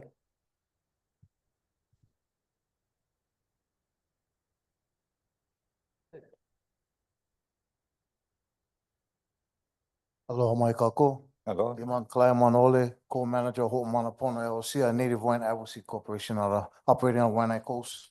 I didn't intend to come here to testify against anything, but I did have some concerns when the director, when the chair had mentioned about the federal government. We know now that the Trump administration is wiping out the EPA, all these programs that's out there. I would like for you to state unequivocally, clearly, if the federal government cutting out of the energy that you guys are producing, whatnot, the programs, how is that going to directly affect you and affect us on Hawaiian homelands? That's one question. HECO also relies on federal government on funding and whatnot. If the federal government is cutting into HECO's money or whatever, and then HECO say, you know what, we not can do this, or it'll cut your guys' action from HECO because of the federal Trump administration actions. How is that gonna affect you guys? And the reason why I bring up this issue is because you're gonna have access to Native Hawaiian lands. Lands that some of our beneficiaries, as they mentioned over there, was against you guys getting them. And what I would not like to see is, I'd like to see you succeed. If you're gonna succeed, good, because look like you guys gonna connect with Native Hawaiians on the Big Island to be able to do what you're doing with the biofuel. But in the event that all these programs cut into what you guys like do, how are you guys gonna be self-sustaining on Hawaiian homeland? Or are we gonna come into a situation where you're gonna say, well, you know, I got the 30-year lease, so we're not like give up the land and we like do something else? Because that's not the agreement that we have here. Sure. The agreement is what you're doing now. How will what you do, what you're promising to do now, if the federal government cut you guys line, HECO cut you guys line for whatever reason, you're gonna give back our lands, or you're gonna come up with another idea to control our lands? Good questions. Thank you. Thank you. On the federal side, the only tax credit that I think we would be eligible for would be a renewable production tax credit to the extent that renewable fuels were used. And if for some reason the EPA or the Federal Energy Regulatory, or to say the Trump administration removes that credit, then it's a credit that goes to HECO. And so we never see it. Our price to Hawaiian Electric would not be adjusted, not be impacted by it. It would result in, if Trump were to do that, it would result in higher energy prices for everyone across the country. On the local level, on the Hawaiian Electric level, Hawaiian Electric has very old facilities, very old power generation facilities on Hawaii Island in particular. And particularly the one right across the street from where this project is located, it is scheduled to retire in 2029. And this project is intended to replace that. It's a much smaller, cleaner, operating, more efficient facility. And so we don't see the demand or HECO backing out or entering into an agreement with us for 25 or 30 years and backing out because there's only 200 or so megawatts on Hawaii Island as it is. And this would represent, at least 15 to 30% of the whole generation. So I don't believe that HECO would be in a position to go without 30 or 60 megawatts of firm generation. In terms of, so to your third question, we would not, if for some reason we get through this process and we go through the Chapter 343 and we go through the whole permitting, there's a final investment decision that's made that would determine, that we're going to go forward. And once it's built, the state's committed, HECO's committed, everyone's committed to it. So there's no chance that we would go away and then want to hold on to the land. And I think the draft of the lease that we have just received is very specific about the use and the permitted uses on that site. So it's pretty specific about what we can do on it. Okay, so at the very least, if everything else comes to shut, maybe you can sell your whatever to the department and the department can take ownership of it. Anyway, right on. I hope you get success. Thank you. I appreciate your kind words. Kind of wondering, didn't Hawaiian Electric, didn't they have a plant on the Big Island that, went through a bunch of litigation, also with the PUC, and it was still shut down and basically just. They did, And yes. so would that, if it's resurrected, or, would that have an impact on this particular? They're asking for 60 megawatts on Hawaii Island, specifically on the east side. Puhanua is at most 27 and a half, maybe 30. So that's why I say we're either 30 Yeah, or in pretty good 60. shape. Yeah. Okay. Okay, any other questions? If not, we already had the motion. All those in favor say aye. Aye. Opposed, motion carried. Thank you. Thank you. Okay, we're gonna have a recess for lunch and we'll reconvene at 1 p.m. 1:15. Thank you very much. Thank you.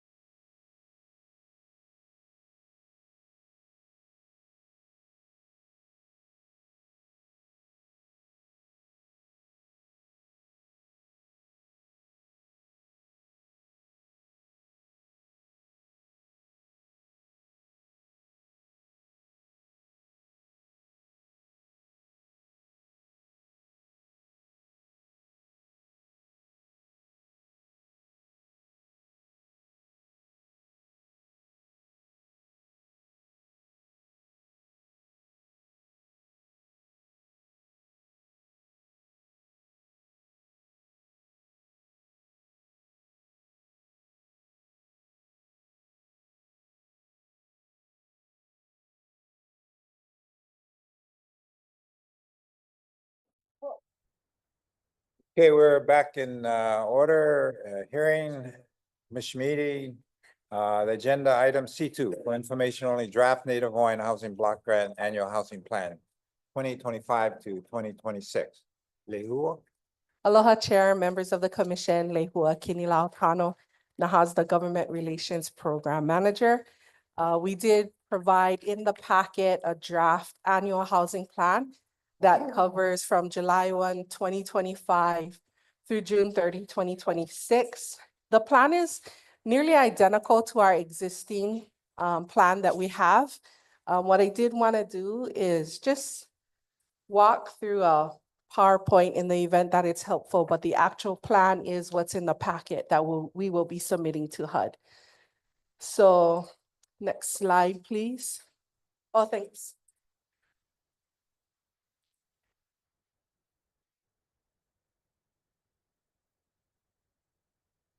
Oh, thank you. So the first activity in the housing plan is capital improvement projects. We do have Nahasda funding that can be used for CIP. In the East Kapolei area, we've done the environmental for this entire area. What is projected in the future projects include different number of lots, and you see the 100 rent with option to purchase. Likely those will be Nahasda eligible families, so we will likely have a portion of Nahasda funds for this area, subject to the funding that we already have with Act 279.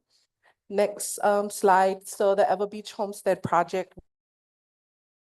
master plan and environmental assessment, and so with the NEPA being nearly done, this would be another one that we could start doing the next steps in this process to get development going in this area. So that's pretty much the CIP that we focused on. As you can see, our projected budget is on the lower side. Again, given the Act 279 funds, we don't anticipate a significant amount of funds going to CIP, but we have the ability to use Nahasda for CIP where needed. Any portion of Nahasda that's used for CIP, that same proportion needs to go to families whose income does not exceed 80% of the area median income. Next is developer financing, where we're seeing more and more Nahasda being used, is we include it in the low-income housing tax credit applications that are being submitted. It helps to result in success in award. What we've seen in 2023, $3 million was included for Nahasda financing for 32 single-family homes in La'iopua. In 2024, this is the one we're focusing on, is 30 single-family homes in Hanapepe, which was awarded. And next slide is where we're anticipating 2025 applications that were submitted. One is for La'iopua for 30 single-family homes with a letter of commitment for 2.4 million of Nahasda funds. And the next slide is Palamanui. Again, commitment letters for single-family homes for $4 million and also for kupuna housing and multifamily rentals for 7.5 million. So we hope to get success with that decision by HHFDC. Next is homeowner financing and down payment assistance closing costs. The vast majority of this financing is going to finance Puhona turnkey homes. So we expect a number of those homes to receive Nahasda financing. Next slide, the home assistance program. This is for our older homesteads where the homes are in disrepair. So we allow for demo rebuild in some situations or home repair. And again, this is targeted to our oldest homesteads, have priority first. And if it requires a demo rebuild or significant repair, we also allow for rental assistance while the home is being repaired. Next is the Waimanalo Kupuna Housing Rental Assistance. So the project out in Waimanalo, it keeps the rents low for the kupuna that reside there. So Nahasda subsidizes the rents for those kupuna in those that reside in Waimanalo. Next is our Emergency Rental and Utilities Assistance Program. We partnered with the Council for Native Hawaiian Advancement for the DHHL Wildfire Relief Program. Because this is a presidentially declared disaster, besides helping those that are 80% and below, we have the ability to assist up to 120% of area median income for this project. Next is the Kupuna Rental Subsidy Program. This again is a program we partner with CNHA. As you can see from the dashboard, we've assisted 120 households so far. And this allows for kupunas to subsidize their rent. So no more than 30% of their income goes towards rent. And then that savings, they realize they can start positioning themselves to receive a homestead lease award. Next is rental vouchers for units developed for DHHL. Right now, we can provide rental vouchers for those who are in La'iopua that are part of the rent with option to purchase program. As we get more rental units available in the near future, similar vouchers will be made available, whether it's Hale Mo'ili'ili or the Hanapepe project I mentioned, and other rental projects that are being developed. Next is housing counseling. For any assistance that is provided through NAHASDA, housing counseling is required. And so we partner with CNHA as well as HCA to make sure that our families receive the counseling to be successful as homeowners or renters. Homeowner assistance statewide is for families who are experiencing some kind of situation where they may be facing lease cancellation. I know this body often sees that through contested case hearings, so we have the ability to provide assistance for those who are eligible. Next is water infrastructure. We continue to provide funding for water infrastructure improvements in Molokai, and those improvements are underway. And again, it's to address some of the deficiencies since this is an old water system. Next is housing conversion. We are in the process of renovating this former officer quarters in Kalaeloa that will be utilized for homeless beneficiaries that are on DHHL's wait list to help get them off wherever they may be living right now and get some services and wraparound services while they're in this facility. So there will be operations and maintenance as well. One of the slides I did forget to put up, but it is reflected in the dollar amount in the housing plan, is Uluke Kukui. There will be funds used for NAHASDA to go towards rehabbing those units in Maili, and then that will be used for rentals in that area as well. Property acquisition, we continue to have this in our plan.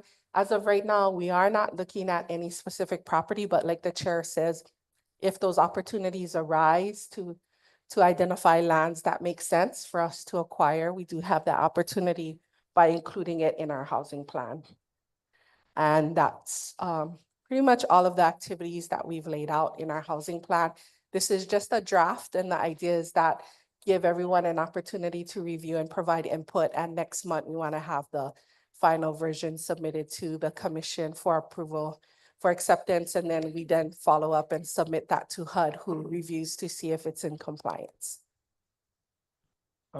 Any question? I just have. Commissioner Neves? On the unit at Kaileloa, the military unit, have we actually started on that project? Yes. We are? It's underway, yes. And how far along are we? Do you know? I would say we are planning to be completed the end of this fiscal year. So by June 30, and in a few months, we should be done. Great, thank you. Mhm. Thank you, Leo. Thank you, Chair. Commissioner Freire? Oh, Commissioner Kalekin? Just a quick question. Are these, do we get funding from the federal government? Yes. So, do we have any concerns or anything like that, or because of what's going on? We are concerned. So when there was that OMB memo that was issued, there was a pause for NAHASDA funds for a day. And then a memo came out from HUD the next day that lifted the pause. So right now we're able to access funds, but it's something that we're very concerned about. I did go to DC and I met with staff of our congressional delegation. They also are concerned. They're just really encouraging us to utilize the funds that we have as quickly as possible and get those funds spent as soon as we can. And we'll remain to see what happens going forward with future funding. Thank you very much. Mr. Freire? Oh, no, let's call me. Leo, you know, on that Yorktown conversion, you indicated it was for homeless. Yes. Could we expand that or is that a restriction that is, something you can't take off? It has to be for homeless? It doesn't have to be. I think the thought process was most of DHHL has offered those who are prepared for homeownership. And we've never really assisted those who don't really have a means. And this was really an opportunity to try and serve our beneficiaries who are homeless right now. Because it's really studios in these, in this building. The reason why I ask is, we get that hangar going, we're gonna need, workforce housing to a certain extent. And we got also we got the youth challenge that are out there in dorms, but after they're through with their, program, then they have choices. One is to go work. So having them, able to live out there. We also got the Waiava, guys coming out of prison that also, will need places to live, especially if they take on a job either at the modular housing plant or at the other things we're developing, industrial park. We also have the Raceway Park. There's a lot of stuff going on out there, so I'm just curious as to whether there's ability to expand the tenant base. I think we could really look at how many homeless beneficiaries we identify. We know that there are some that exist now. But in the meantime, to your point, Chair, if there is that need, we can evaluate what the response has been for those that are homeless beneficiaries and see if these other expanded needs will also make sense for this area. Yeah, because that particular building is right almost across the street from the hangar, so it's kind of a great location. And we do have the Uluvehi project, and the good thing about that one is we have like CNHA, Catholic Charities, other kind of multi-service organizations that can more in line with prepping people for home ownership rather than like the dormitory with anyway. Okay, any other questions about this? Particularly just for information. Anybody on the web? No. No, just these. Oh, we have a couple witnesses. Kainoa McDonald.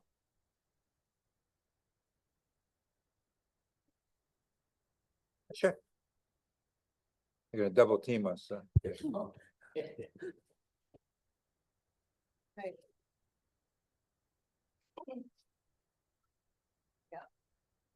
All right, thank you so much, Lehua, for laying down this year's NAHASA. So I just wanted to put this forward to some of the commission on the record. So one of the things, and I know that this is like a 80-page document, I wanted the commission to take a look at the DHHL's mission statement. That's on page 5. It is, and I'll read it, to manage the Hawaiian homelands trust effectively and to develop and deliver land to Native Hawaiians. There's one statement in there which I questioned, but I saw last year's and it included this statement. We will partner with others towards developing self-sufficient and healthy communities. I'm not sure when DHHL's mission statement was changed. So for the record, that. In looking at the costs and the expenditures, I just wanted to mahalo Lehua for the continuous work and the rest of our beneficiaries who continue to advocate with us, especially regarding the rise in the expenditure for the homeowner financing, which rose to 11,775,500. However, in taking a look at how much that actually equates to, in relation to Pu'uhana, where homes are at 500,000 average, that will help approximately 23 ohana. This department is seeking to award a total of 161. And so I'm gonna focus right here on Pu'uhana because we've been working with a bunch of beneficiaries and a hui of those in the industry, and we're finding flaws. And so when you look at the down payment cost assistance at 200,000, again, just Pu'uhona alone is gonna award 161. So do these costs actually equate to the amount of beneficiaries of which it can serve? Lastly, and I'll hand the time over to Imalani, is the older homesteads, Lehua, for the 100,000. I know we went over this in our Shaw Maui Mokupuni. Would that also include Pakukalo and say for Maui, not Waihuko, but Waihuko 2? Would that be considered, would Waihuko be considered to be an older homestead? So Pakukalo, yes, Waihuko, no. Okay. And then Pu'uhona development, some of the challenges we're experiencing is on the Nahasda website. Has any of the commissioners visited the Nahasda website? Can you just raise your hand if you have? That answers my question. Nahasda website, we're finding flaws on the upload component of it. And myself being familiar with Salesforce, we're seeing that the upload, that the beneficiaries, especially kupuna beneficiaries, are very challenging. I wanted to highlight that we recently sat with a beneficiary out of phase 1 with Maui Commissioner Archie Kalepa, and then we were able to escalate that to the chair's office. So these are our challenges. Although Nahasda, this is, like I said, a 78-page packet. I've committed to read amongst other beneficiaries, but commissioners, I want to implore you to read this and really look at how best we can work with beneficiaries and how really effective this pot of money could be used. So I'm going to hand this time over to Eva. Thank you. Mahalo. Ivalani Kaupea Homestead President. I just have two things I want to speak on this. Mahalo, Lehua, for doing the Native Hawaiian Block Grant annual report. I do see, like Kai, I just want to say this echoes the same thing as she's saying for Pu'uhona is for Ka'ulo Kaha'i. As Oahu Mokapuni Council, we do have wait lists that are looking at the costs for Ka'ulo Kaha'i, and like as we run the numbers as too, we see that there is a gap in it, and that was much of our concern, like the 11.523, I think. And we know that I believe Ka'ulo Kaha'i has 160 something, 180. They're going to build 1,000. That's 800 something more. And so that was one of the concerns that came to me, is looking at that funding. How can we use that funding to reach more? I do get it that how it's laid out and what they have. My two question was one on the upcoming developments in Kapolei for Ka'ulo Kaha'i as well as Kaupea. And the second one was the HAP program, Homeowners Assistance Program. We do see there is some homes on the west side that are in really need, doesn't have insurance, especially in Nanakuli. And I think our question was, Leho, how do we go about, what is that process that we do pick? There is one family in Nanakuli that their house, they want to get it insured, about 90 years old. I think you spoke with Pastor Bonnie's mom. So that was one of the concerns. And we do also have other homes that we were looking that fit in according to the criteria, which is substandard. And I know at the CNHA, substandard wasn't federally mandated by date of construction. Substandard housing doesn't matter if they're new or they're old. Substandard is substandard. So that was just my questions to some of the Oahu beneficiaries on home that meet that criteria. And I had more questions as what is the process of how do we get to be selected or working with Lehua to be part of getting that pot of Nahasda money. Okay, so with regard to the Pu'uhona and the homeowner financing, as you pointed out, yes, that is the number because that was the cost of the homes for Pu'uhona.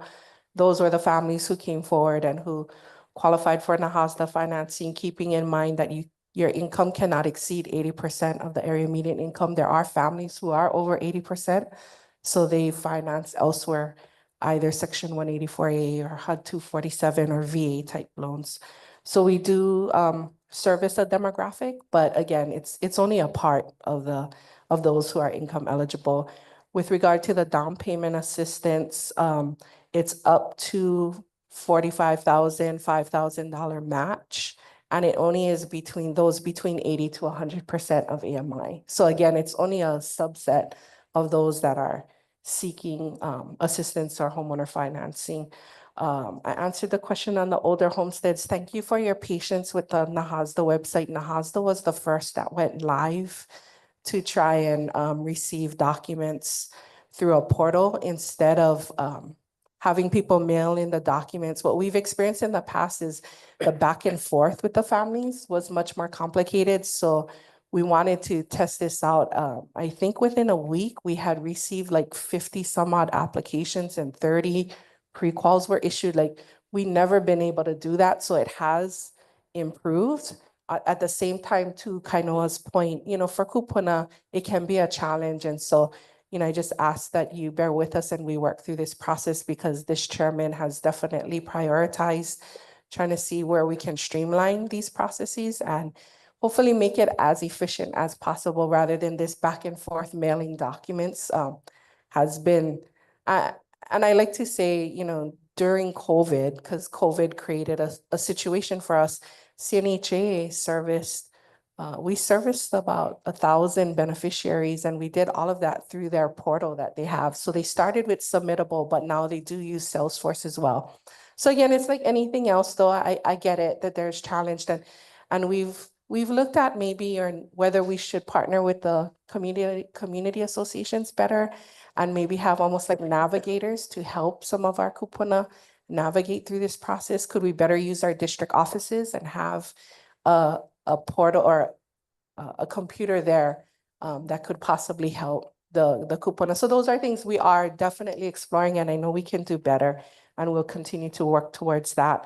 Upcoming developments in Kapolei will be critical as we pointed out. For those that are in our oldest homesteads for this island, it is Nanakuli, as you mentioned, Waimanalo, Papakolea. Right now, the portal is mainly being used for the Pu'uhona turnkey because there's a timeline for people to submit their documents. Once we work through some of those issues, I think we'd like to move more towards utilizing that portal more regularly, like even for anyone who's seeking. But hey, if they're here on Oahu, we're here, they can meet with our staff, they can turn in documents, whatever we can do to make it as easy as possible, because I know the process can be cumbersome. We have some families that are completely disabled. And so trying to get all the documents that we need from them can be a challenge. So I can appreciate that. And there's always ways we can do better, make improvements. So I hope that answers the questions you folks had. Thank you, Lehua. Thank you for the clarity. I think we'll be able to give the feedback to our homestead associations and the wait list on that. Yeah, Thank you, Mahalo. let me also add that I have to appreciate Lehua and her group in taking the lead and trying to streamline the process. She was the one that came up with the idea of creating a portal for the Nahasa based on the Pu'uhona experience. And so we've kind of used her example to expand it into our direct loans. We're also working with some of the private and using Salesforce. And we're also working with the developers, including the banks, like American Savings, they use Salesforce. Everett Dowling uses Salesforce. Hawaii Community Assets and Lending are going to start to be using Salesforce. So the whole idea is to, be more responsive, especially at the level we're going to be developing projects. I mean, there's just no way that staff by itself can service. I mean, we're looking at trying to crank out maybe 6,000 new homesteads. Can you imagine if we had to go through all the documents, hand-wise, hard copies, and read it? And, it's just impossible. So, I do have to thank Lehua for kind of leading the way on that. I do have point out one more thing on page, I think it would be either 13 or 14 on your submittal. But Lehua, could you clarify, I'm just gonna read the statement here. The 2017 HUD report identified homelessness among Native Hawaiians as a significant problem, but also acknowledged that data is not available for only Native Hawaiians. In the effort to fill the gap, DHHL entered into a memo of understanding with Partners in Care, Oahu Continuum of Care, to understand how pervasive the situation of homelessness might be. Is there any feedback or data, or have we heard back from this effort? Yes, through this effort, we've identified about 70 some odd beneficiaries through the point in time count. What we did was we matched up our wait lists with those that participated in the last point in time count. But again, it's subject to having all the data. We have our data, but it depends on what data is collected by the agencies that oversee that effort. We also in the past have worked with Hawaii Public Housing Authority to identify how many are on the wait list that have vouchers, or we're seeing that like in Pu'uhona as an example. This second phase, we're seeing more that are on Section 8. And so County of Maui has a program where we can convert that voucher to homeownership. So that's something that we want to do better at and do more of. So those kind of partnerships we continue to pursue. I know our beneficiary study does provide some data specifically where beneficiaries have identified if they are on Section 8 or if they receive like TANF, those types of assistance. Thank you for that. Okay, any other questions? If not, thank you, Leo, and thank you. Okay, the next agenda item C3 for information only, legislative update 2025. Oriana, Leo. Aloha awinala e nā kumikina o Oriana Leal Ku'inoa, Nahaza Government Relations Program Specialist, here to present item C3, Legislative Update 2025 for information only.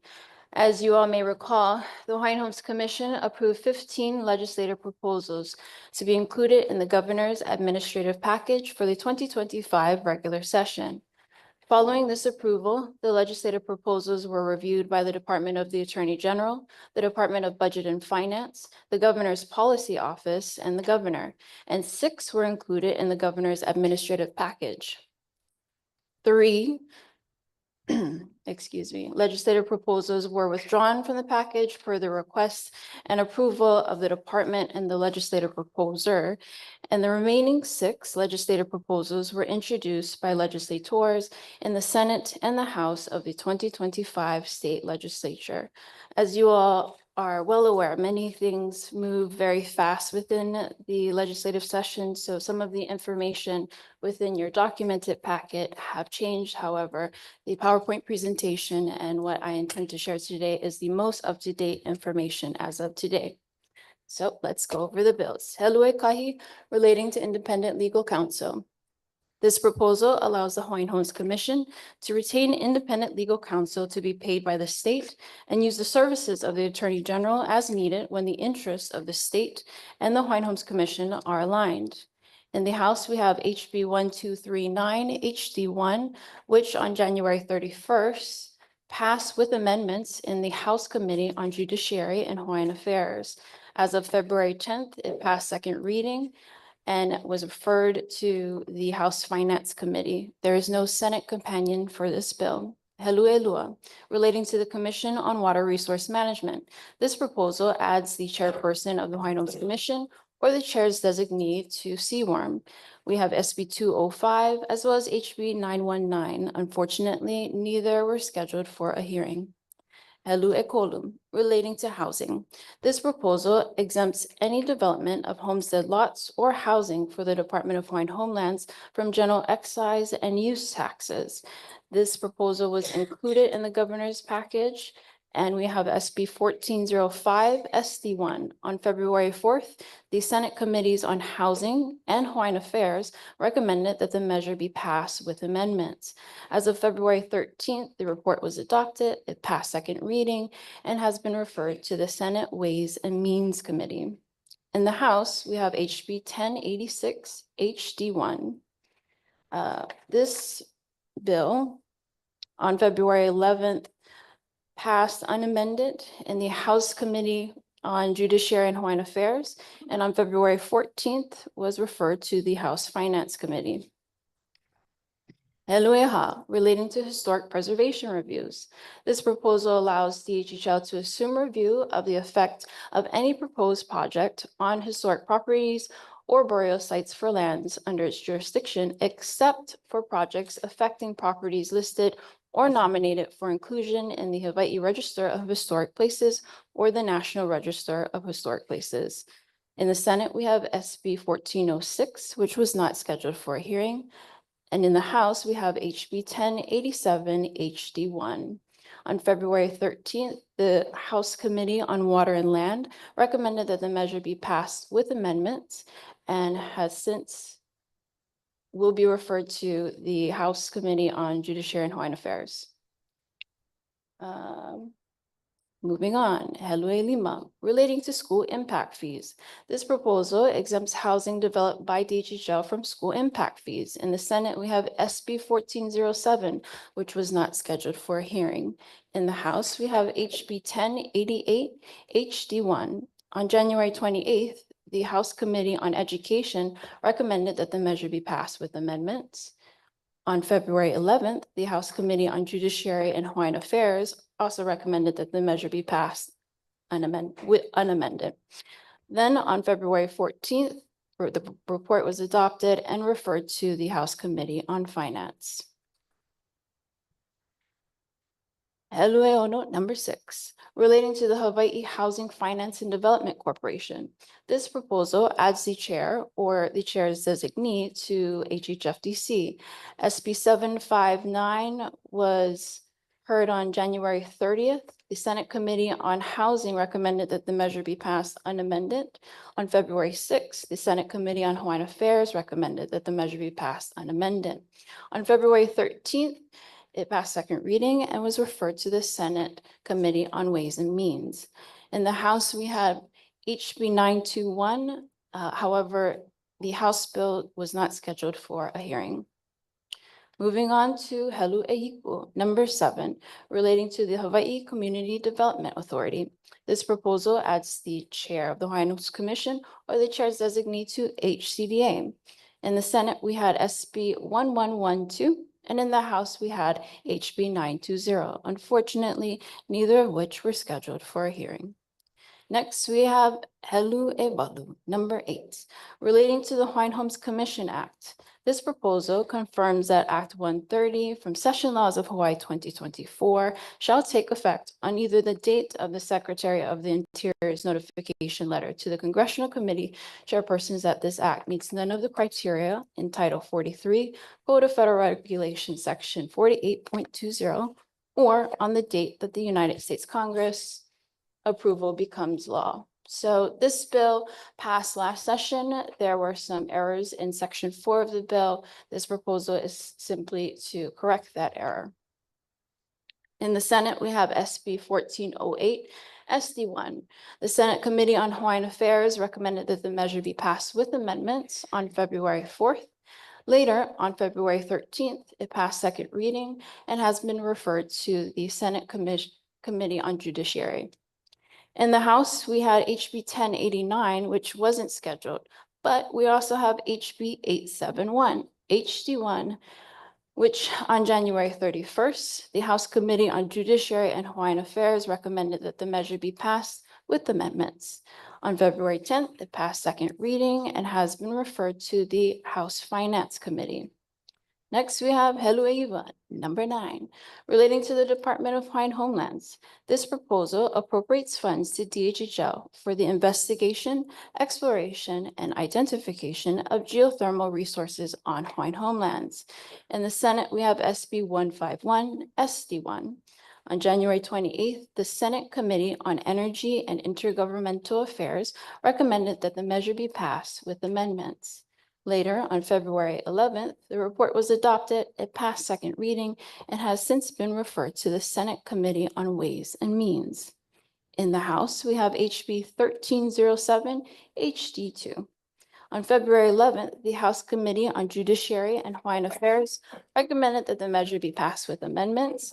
And as of today, the bill is scheduled to be heard by the House Finance Committee on Thursday, February 20th at noon, 12 p.m. in conference room 308 and via video conference. Next, Helu'umi, relating to county user fees. This proposal exempts the Department of Hawaiian Homelands from county user fees in the amount of $100,000 aggregate per year and ensures county services to DHHL for Hawaiian Homelands. We had SB 1409 and HB 1090. Unfortunately, both were deferred. Next, we have number 11, Umikumakahi, relating to sewer transmission lines. This proposal requires that all county sewer transmission lines on Hawaiian Homelands in compliance or brought into compliance by DHHL are licensed and dedicated to the respective county within 60 days after the receipt by the appropriate county agency of a completed application for maintenance request. SB 1410 on February 13th was recommended to be passed unamended by the Senate Committee on Hawaiian Affairs. And on February 14th, it passed second reading and has been referred to the Senate Committees on Ways and Means and Judiciary. In the House, we have HB 1091. On January 31st, the House Committee on Judiciary and Hawaiian Affairs recommended that the measure be passed with amendments. Next, we have Umikumalua, relating to state building codes. As I had mentioned before, these were withdrawn per the request of the department as well as the staff member who had requested them. After further consultation, we recognized that there were other means in which we could accomplish the objectives of these bills. Next, we have number 13, Umikumakolu, relating to state building code clearance, which was also withdrawn. And then we have number 14, Umikumaha, which was also withdrawn, relating to county licenses. And last but not least, we have number 15, Umikumalima, relating to the Department of Hawaiian Homelands.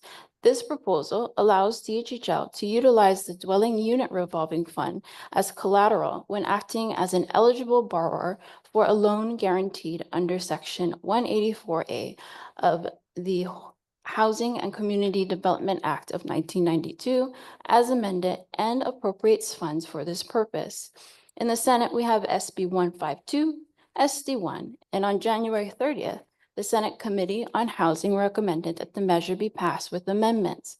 On February 6th, the Senate Committee on Hawaiian Affairs recommended the same. By the 13th of February, the report was adopted. It passed second reading and has been referred to the Ways and Means Committee in the Senate. On the House side, we have HB 1408, HD1. On the 29th of January, the House Committee on Housing recommended that the measure be passed with amendments. By February 11th, the House Committee on Judiciary and Hawaiian Affairs recommended that it be passed unamended. And then on February 14th, the report was adopted and it was referred to the House Committee on Finance. There were a number of other DHHL related measures that we had provided testimony on that also passed. Those are listed in your documented agenda item. And if any of this is a blur, you can always refer to our website, dhhl.hawaii.gov/government-relations. Our bill numbers are listed as a link. You click on any bill number and it'll take you to the measure status. With that being said, I am available for questions. Senator Khalid-Keeney.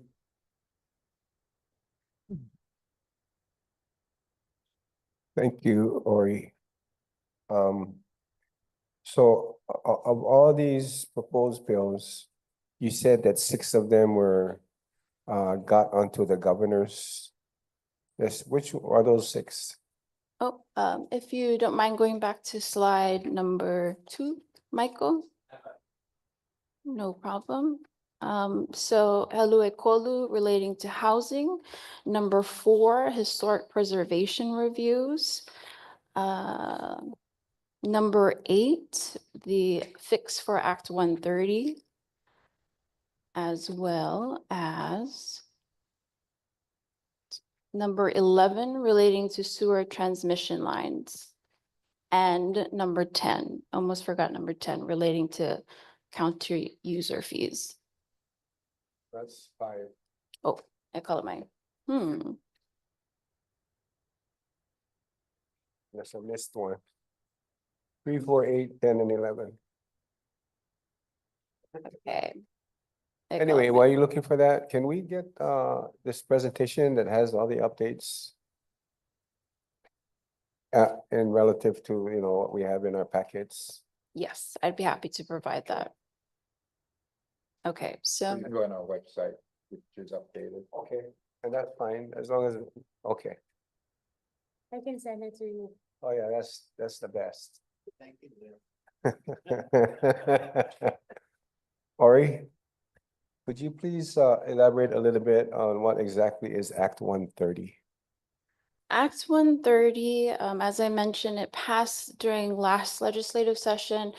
It proposes to increase the loan limit outlined in Section 215 of the Hawaiian Homes Commission Act from 50% to 75%. So right now, the maximum we can guarantee through loans for beneficiaries is 50% of the maximum per county. This proposes to increase it to 75%. And it passed last session. We're just fixing Section 4. But we are waiting for some notifications from DOI. After the bill passed, we had further consultation with the Department of Interior's Office of Native Hawaiian Relations, and they actually assisted the department and myself in ensuring that the language in Section 4 is PA'a and correct. Okay, thank you. One last comment, Chair. In terms of the legislative process, is it fair to say that if there is a bill in the House and a companion bill in the Senate, that the chances of those bills progressing through are greater than if it's only introduced on one side? For the most part, yes. The more bills per legislative proposals, the more opportunities you have as a vehicle to have passage of it into. Okay, and last law. thing, thank you for sending out the notices. But you're right, you gotta be on top of it. It's like quick. Yeah, let me also add, you know, we have a lot of bills in the legislature that are very, very viable. And we also are supporting other entities such as OHA, as well as KS, as well as our beneficiaries that also have bills in the legislature regarding funding for a service center and, you know, an area that will enhance their community environment. So one of the things that I think is important is that we show our legislators that we are united and strong as a collective group in supporting this various legislation. And one of the things that we're are going to be doing is having a rally on March 25th, and in the morning at 9 to about afternoon. And so if you folks are available, I'd like to invite you folks to participate in this rally at the state capitol. The first time I was the chair, we did that. We were successful in getting our $600 million settlement. I think it's, you know, we got some key legislation being considered. And so I think it's important that our legislators know that the Hawaiians are somewhat united in their support of each other. But more importantly, these bills are important, you know, especially like the transfer of lands that are in other departments, as well as an additional 600 million, as well as 20 million for geothermal studies, and, you know, just on and on and on. Even the Kakakumakai bill is up for consideration as a very viable opportunity of passing. But again, it's that's an opportunity for us. You know, part of that initiative is the transfer of HCDA lands in Kakakumakai to the Department of Hawaiian Homeland, so we can participate in the development of that area. So if you folks have time, I do invite you folks to participate in the rally. Any other questions or? Mr. Chair, Pauline, Amul. yes, I just want to make a few comments. And I want to say that Ariana has done an excellent job of giving us a summary of each of the bills. And it seems to me too that Hawaiian caucus and Hawaiian legislators, and even in the community I'm in the Hawaiian community, people are starting to get together. So I think the rally that you're putting together, you'll probably see a lot more people come, and it'll be a very positive turnout. And I'm very, very proud of the bills that we have in the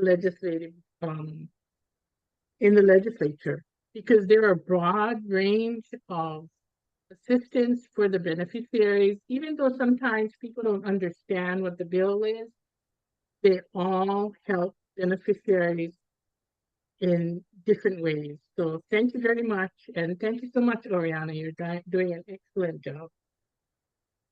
And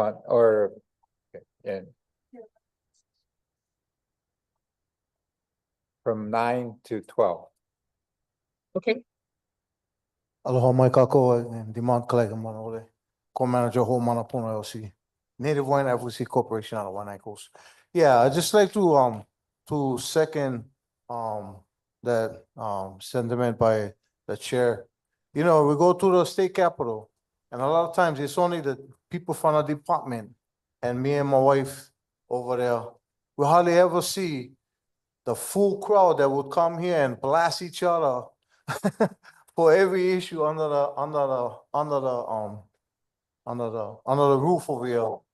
But yeah, when we go to the Capitol, where we should be united to move our forward, we hardly see anybody. So I would like to extend a invitation to everybody out there who has ever participated in these hearings over here. Come to the state capitol, bro. Come to the state capitol. Let the legislators know that Hawaiians are here, we are alive, we exist, and that we support the department in moving forward. You know what I mean? Because without that kind of support, it's really hard for them to take us serious. And then we're gonna come here and we're gonna grumble about little things. So I just would like to promote that. We gotta show unification over there at the Capitol. That's not our place, that's the state's place. But it's our place to be there to fight for our issues. Aloha. Thank you, Demon. Did you want to say anything, Homeland? Thank you. Thank you. Any other comments or? Okay, thank you. To respond to Commissioner Kaleikini's question from earlier, the 6 bills, legislative proposals that were included in Governor's administrative package were number 3 relating to housing, number 4 relating to historic preservation reviews, school impact fees, number 8, which was the fix for Act 130, county user fees, and sewer transmission lines. Let me just also add though, the bills that were approved by this commission, all of them went up. And we, even if it wasn't approved by the governor, we lobbied, and some of them they look pretty promising. So I just want to assure this commission that regarding legislation, it's this commission that decides what goes up. Thank you. Mahalo. Okay, the next item, C4 for information only, status report of DHHL enforcement.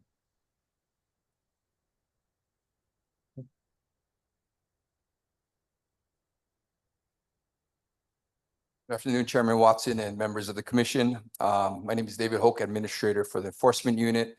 And this is our update since the last meeting. So it's covering January 13th through February 9th. Within this last time frame, we've gotten 5 official requests for assistance, bringing the total for the year to 8. Also during this time, we did an clean out operation in West Hawaii and which required removal of homeless. We did, for the most part, finish the vacant home initiative on Oahu. We targeted the older homesteads, so we did it for Papaklea, Waimanalo, Nanakuli, and Waianae Valley. So now our hope is to start focusing on the outer islands. So for the commissioners, I'd just like to ask if you can encourage your associations, your people involved, if they can reach out and give us some starting points that we really want to focus on, just so we can maximize the time on island, because it'd be flying in and out. And we'd like to have, you know, target the areas that have the most issues first, and then start working from there. Yeah, and then also, again, we continue our beneficiary engagement every month, and then also our collateral contacts with the other state, county, and federal agencies.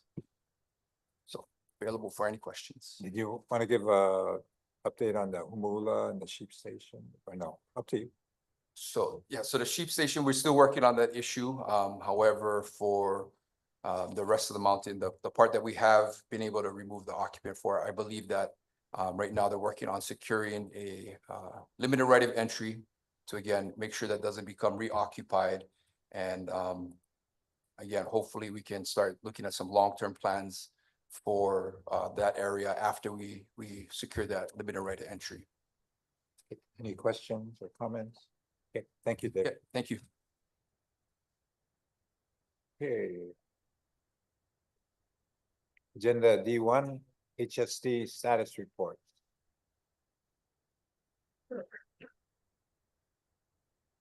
Good afternoon, Commissioners. D1 is Homestead Services Division status reports. Apologize again for the record. My name is Juan Garcia, Homestead Services Division Administrator. Like I said, D1 is for your information only. These are reports associated with lease and application totals, monthly activity reports. We have the loan delinquency reports. And this month we have information with regards to a guarantee issued by the department for Hawaii Community Lending for home construction. I'm available for any questions that you may have with respect to the reports. Okay, thank you, Yeah. Juan. Just to highlight, this month's lease report does include 5 of the Honomu sub-ags that were awarded. So 5 lessees signed, it's recorded, that's completed. We can anticipate more as they come on board. Okay, thank you, Juan. Thank you. Okay, the next item, agenda item E4 for information only, updates of future development projects on the island of Oahu. Kalani Franda. Aloha, Chair Watson and Commissioners. For the record, my name is Kalani Franda, Acting Administrator with the Land Development Division. Presenting alongside with me virtually is Michelle Hitzman, Housing Project Branch Manager. We're both here to present item E1 for information purposes. A few weeks ago, we began sharing with beneficiaries a new approach to development. Actually, is the slides up? Is that E4? E4. Yeah.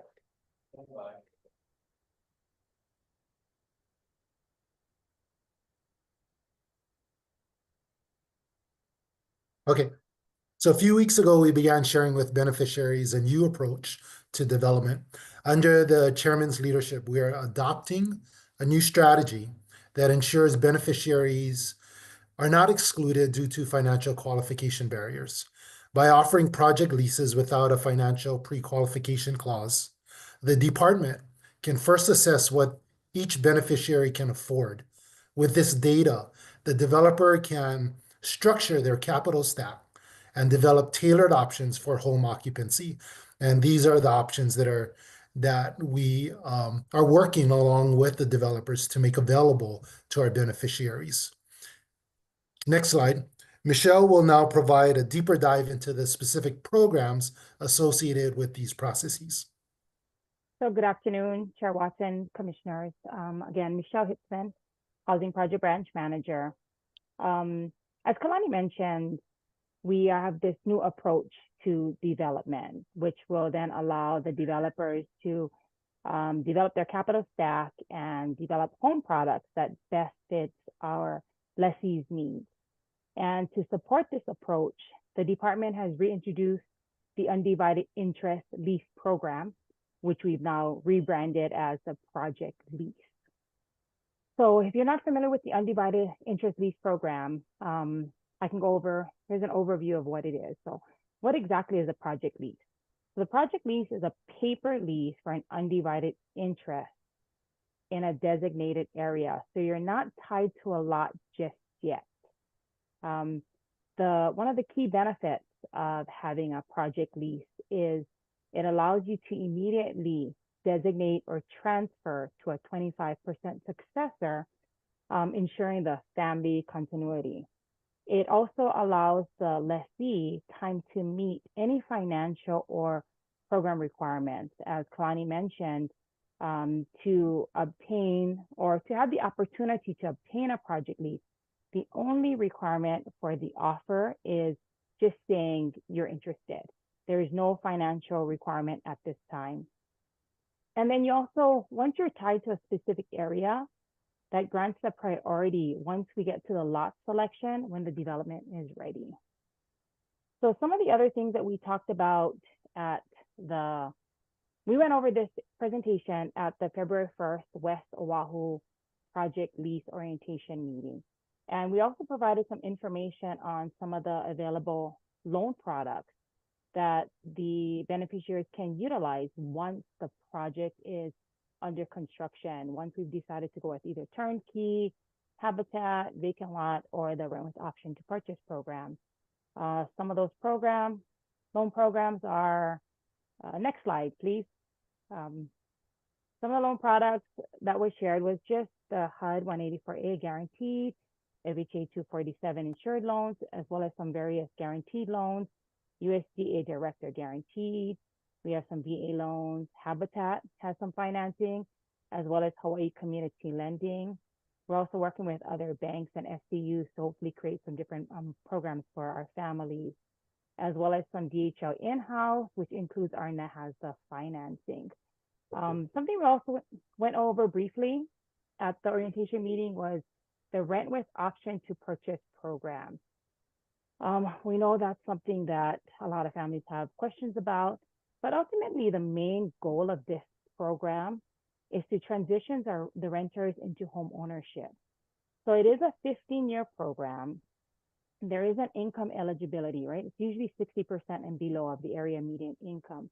But what it allows to do is it allows the beneficiary to rent a home with the opportunity to purchase later. And during this time, it helps the applicant build their financial readiness while securing an affordable housing option. Next slide, please. Okay, sorry. So I'll turn it back over to Kalani to discuss future development. Next slide, please. So as Michelle had mentioned, this slide deck was a presentation that we had shared with the beneficiaries, really informing them of what's coming available on the island of Oahu. So we wanted to do the same with you commissioners. And one of the exciting things that we are doing, as Chair Watson had mentioned, is really taking a look at areas that allows for us to utilize existing infrastructure in areas that are ready. And one of them is in Hawaii Kai. So Mauna Lua is an area that we have not established any homesteads yet. We're in the process of closing the acquisition. And when we take a look at the studies for this area, we're able to actually put up something very similar to what's developed around this particular parcel, and that's multifamily units. Roughly, we're looking at 1-bedroom, 2-bedroom type of opportunities that are here, and we can program about 80 units in this location. The location's roughly about 2 acres. It's across from the post office in Hawaii Kai, on the marina, and near Safeway, walking distance from Safeway, Longs, and Costco. And I just want to say, how is it that we can have Hawaiians on the marina of Hawaii Kai? So excited about that opportunity that's coming up. And next slide, please. As we take a look at around the corner, it's an area that we've been talking about for a while, and people have been anticipating this area to be developed. It is an area that's currently under the inventory of DLNR, which they have a lease with the Wong Farm. And within the next 5 years, we have the opportunity of being able to occupy this place. So we're in the process of working with the planning office on doing many studies of this area and what we can program for it. So right now, we can possibly program 200 residential or subsistence agricultural lots in this area. And if you go back, we are also exploring other DLNR and other state lands that are surrounding this particular parcel. So we can add on and really make this area more available to our beneficiaries. Next slide.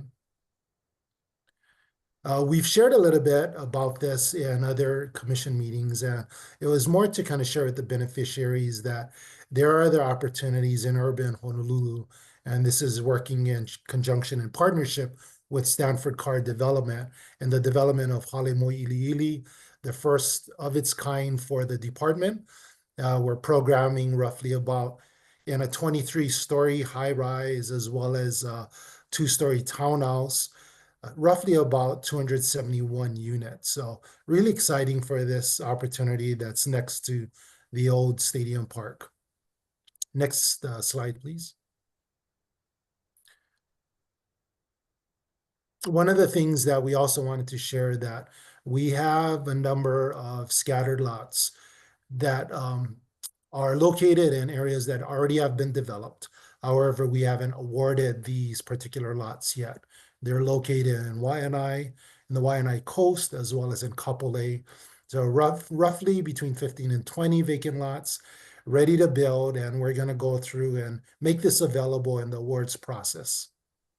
And with this program, we also have resources that we want to provide to the beneficiary, to the beneficiary that we offer this towards. And resources like general contractors, building supplies lenders that they can be able to access so they can occupy a home on these vacant lots. Next slide, please. This is something that we haven't brought up for a while, and we're excited to be able to talk about it.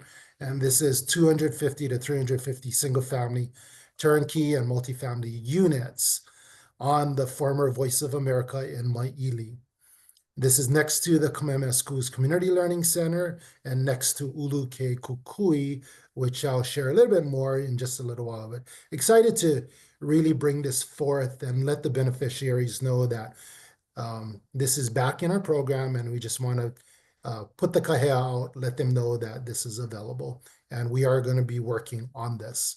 The area right next to it, Ulu Ke Kukui, has 40 renovated rentals. They're for financially challenged beneficiaries. It'll be managed by Luna Lilo Homes. Next slide.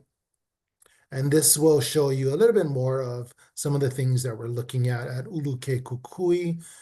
As we had mentioned, we're really wanting to provide many different types of options to our beneficiaries to make them aware of that we are aggressively pushing to find a way to address the reduction of the wait list. And one of the other ways is really working with our Nahasda unit on the transitional housing at Kalailoa called Yorktown. So exciting things that are happening there as well. Next slide, please.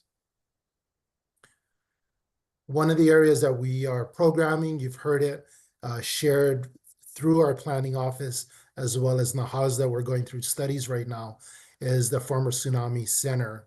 And that is programming about 380 single-family, turnkey, and multifamily units next to the golf course. Exciting to have a homestead next to the golf course and close proximity to the beach. Next slide, please. So in East Kapolei, I'm going to share with you a couple of slides later about what we're anticipating in this next year to next 5 years. But one of the areas that we haven't programmed yet, and we wanted to bring this to the attention of the commissioners as well as to the beneficiaries, is roughly about 1,200 multifamily units. This area is located along the TOD or the rail, some low density apartments, and yep, right in that location. And then it's near UH West Oahu, and then also on the bottom area, you'll see another highlighted area next to Eva Village's golf course. It's near Honouliuli Middle School, the Kroc Center, walking distance from rail station. And in the area of the low density apartments, which is alongside the rail, we are considering also some mixed use opportunities. So it's not only the multifamily units, but also opportunities for us to have commercial as well and other means to provide for the department. Next slide, please. So what are we expecting in 2025? Next slide. I'm going to cover the next two slides, and then I'm going to have Michelle share a little bit more about 2C. So we are anticipating really a big and aggressive opportunity and development that's happening in Kapolei and East Kapolei. And that's roughly about 700 single-family homes near the Kroc Center, once again, also near Honouliuli Middle School, near the rail station, and near UH West Oahu. A lot of resources that are great for our families, for our beneficiaries to be able to have access to. Next slide. And besides that, we also have Kaupea. It's roughly about 60 single-family homes near Kapolei High School, near the middle school, near the shopping center, Kamakana Ali'i, and also near villages of Kapolei Parks. So with that, I'm going to pass it on to Michelle to share a little bit more about the next slide and what's coming up with 2C and Kohala. Thank you, Kalani. Next slide, please. So this is Kohala Increment C. As I mentioned, we did our West Oahu project lease orientation meeting on February 1st, with our project selection meeting coming up on March 22nd. And that will be for the remaining single-family homes in Kohala. However, we have existing undivided interest lessees in increments B and C. So Gentry is just about ready to construct homes there. So we are preparing the offer for increment 2C. That is 115 turnkey homes and 12 habitat or self-help homes. Next slide, please. So this is the tentative schedule. So we are looking at an orientation meeting sometime in May with a Gentry hosted Meet the Builder Lender Education Day in June, and then with the lot selection meeting scheduled for July. We are still waiting, trying to secure a venue. So those dates may be subject to change. I wanted to just share that. And then before closing out and handing it back to Kalani, one of the other things I wanted to share, commissioners, is that, I briefly went over the DHL loans, the loan products available, as well as the rent with option to purchase. But again, I wanted to share that to further support our lessees, DHL is developing workshops that will provide kind of a deeper insight into the homes and loan options. Because times, at orientation meeting, our community meetings, as well as commission meetings, there's just way too much information for the beneficiaries to digest at one time. So we are going to have these individual workshops, again, to provide them with more information on each individual type of product. So thank you. Kalani? And as we close, I just want to say, or we want to say thank you to all of our service providers, our project managers, our staff, everybody that's been working really hard on pushing through this program. We have roughly about 24 to 2,500 leases that we anticipate being completed in year 2025. And so exciting things that are coming up. We just wanted to share what's happening and what we shared at the orientation meeting, and to also bring closure to this. on March 22nd, we will be having the project lease awards and offering at that time. It's going to be at the Kroc Center. And Michelle, how many leases are we looking to sign from this event? So that event, we're looking at actually signing 665 leases that day.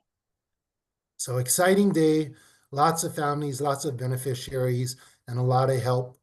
And so we just want to say kudos to all of those that have really come together in partnership with us and with the department to be able to service and meet the needs of our beneficiaries. Mahalo, Chair Watson, mahalo, commissioners. Okay, thank you, Kalani and Michelle. Okay, the next item on the agenda, G4, for information only, status update on plan implementation in EVA. Oh, wow, Andrew Choi. Aloha, commissioners. Hello. Item G4 for information only, a status update on plan implementation in the EVA region. This will be a little bit overlapping with LDD's presentation that they just gave, but Louis Makaila will be giving the presentation. Aloha, commissioners. Lily Makaila, planner with the planning office. Mahalo for the slideshow, Michael. Just wanted to give a quick overview. So we try to do these status updates for each of the regions in which we're doing our community meeting. We try to make sure that we're giving an update to our commission about the planning implementation efforts within each of the regions. So we'll be focusing on EVA Moku for this one. The general plan was most recently updated in 2022. The island plan for Oahu was updated in 2014. The regional plan for Kapolei is the only regional plan within the EVA Moku at this time. And that was most recently updated in 2020. Next slide. So for EVA Moku, you can see the department's land holdings and homesteads in this area. It's inclusive of the added EVA Beach lands. We'll be focusing a little bit on some of the projects that LDD has given us a brief update on already. Next slide. We also wanted to talk a little bit for the benefit of our beneficiaries and those who are tuning in to these presentations, just to help folks to understand the homestead development process and how the planning office does overlap with land development division. So this is a graphic that was produced by Julie Cachola in the planning office, and it identifies the steps. Often you'll see reflected in phase 1s and phase 2s. Initially, there's a master plan and EA for lands in the land inventory. From there, it will jump into the master plan. After the master plan and EA is completed, we'll jump into engineering and design, then construction of infrastructure, then construction of homestead lots, and then should there be turnkey home development or other types of developments, there's an option to go into that type of construction. If it's not a turnkey award, then it would go straight to awarding of phase 1. And then that's repeated again in phase 2 and can potentially be multiple phases until full build out. A good example of that is East Kapolei. And it's also important for folks to understand that each of these boxes do require funding. You know, we're grateful for the support that we get from the legislature, but each of these boxes in every phase does require funding and staff effort in order to kind of bring these plans to life. Next slide. Wanted to talk about the EVA Beach design. So total of 80 acres. You can see here the legend that calls out the different plans. So residential single-family homes, residential multifamily homes. The pink areas for community use. The light green is for community agriculture. The darker green is for stewardship. And then, of course, we have open space and drainage, since we know that this area is close to the shoreline and is relatively low in elevation. Gray is covered with all of the roads. So total projected based on LDD's most recent updates, 80 acres and total of 380 single family and multifamily units. Next slide. For Ka'uluokahai, this is East Kapolei.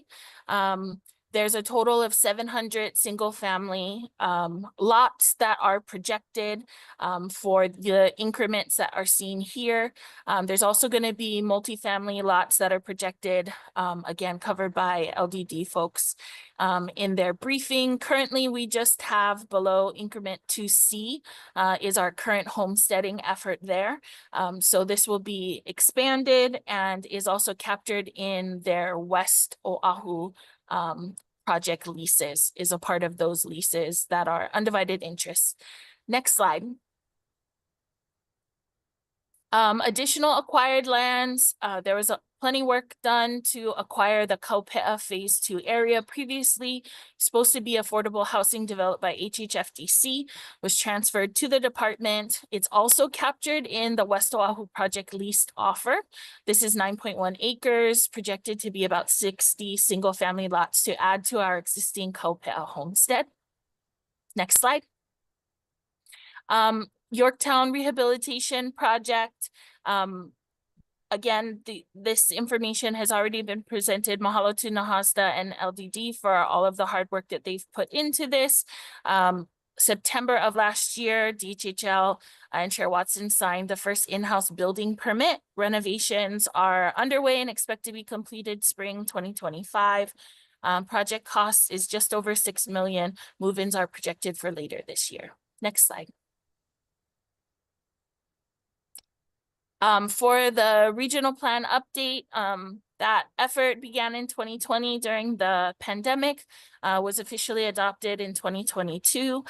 Here's their vision statement crafted by participants and attendees in that regional plan update process. Regional plans are very important. This is how the beneficiaries, or one way that beneficiaries are able to communicate to the commission and the department what their priorities are within the region. And it's a way for our beneficiaries within each region to help the department to direct our resources, both staff time and funding, to support what they consider to be the most important priorities in each region. Just a reminder, we currently have 23 regional plans that span across all of DHHL's homesteads across the Pai'aina. Next slide.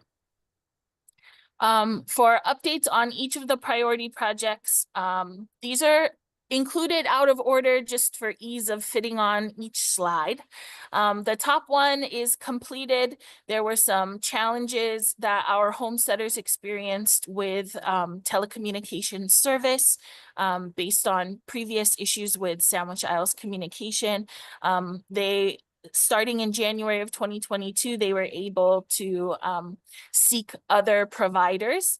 And this issue is, for the most part, completed and resolved.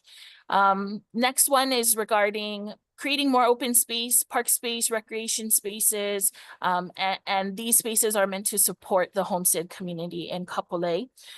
This is in progress. Kanahili Community Association is taking the lead on their park space, which is adjacent to their development. Also, Kaupe'a Phase 2 development is also planned to have a small open space, potentially could be a park space to serve the community. Next slide. Support the Heritage Center and community commercial development. That community commercial development is Ho'omaka Marketplace. Kapolei Community Development Corporation and the Kapolei Heritage Center have been taking the lead on this. Ho'omaka Marketplace completed phases 1 through 3. Opening ceremonies were in late 2023. Phase 4, which includes additional retail space and an eleemosynary space for KCDC folks, is included in phase 4, which is still in the planning and design. The department has helped with this project by granting 3 different DHHL grant awards in 2024. Across the 3 grant awards to KCDC, it was a little over $400,000. It's my understanding that we didn't receive any grant applications from them in 2025. Andrew, you can correct me if I'm wrong on that. So this one is still in progress.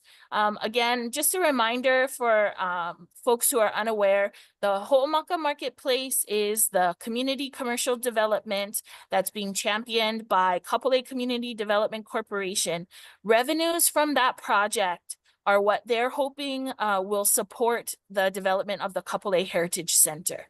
So that is their space in the Kipuka right next to our Halepono'i is. So the area that they have, they've only done 1 phase of their Kapolei Heritage Center, and they have other phases that are planned. So the hope is that Ho'omaka Marketplace will help them in generating enough funds to proceed with that community development. Next slide. Create a kupuna living community. As of right now, we don't have an established kupuna living community in the Kapolei region. I know that it has been talked about in a few different development projects. So something to keep in mind, if there's an opportunity to incorporate a kupuna living community in any of our Kapolei developments, this is something that is a priority project identified in the regional plan.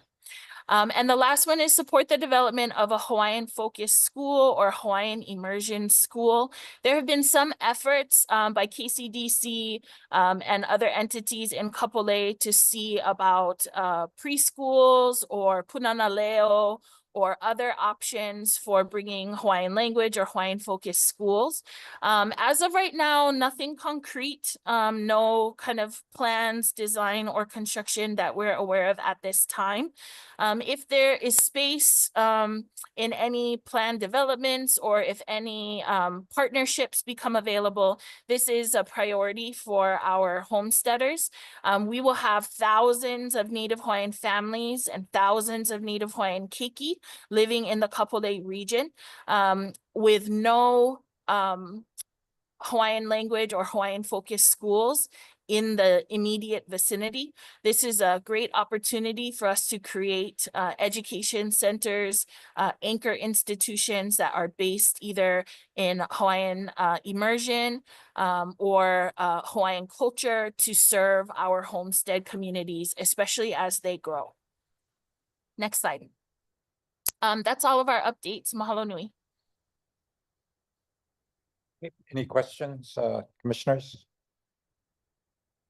If not, thank you, Lily and Andrew. Okay, we have come to the end of today's agenda. Tomorrow's agenda will begin at 9:30 a.m. here at Halepono'i. We are recessed for the day.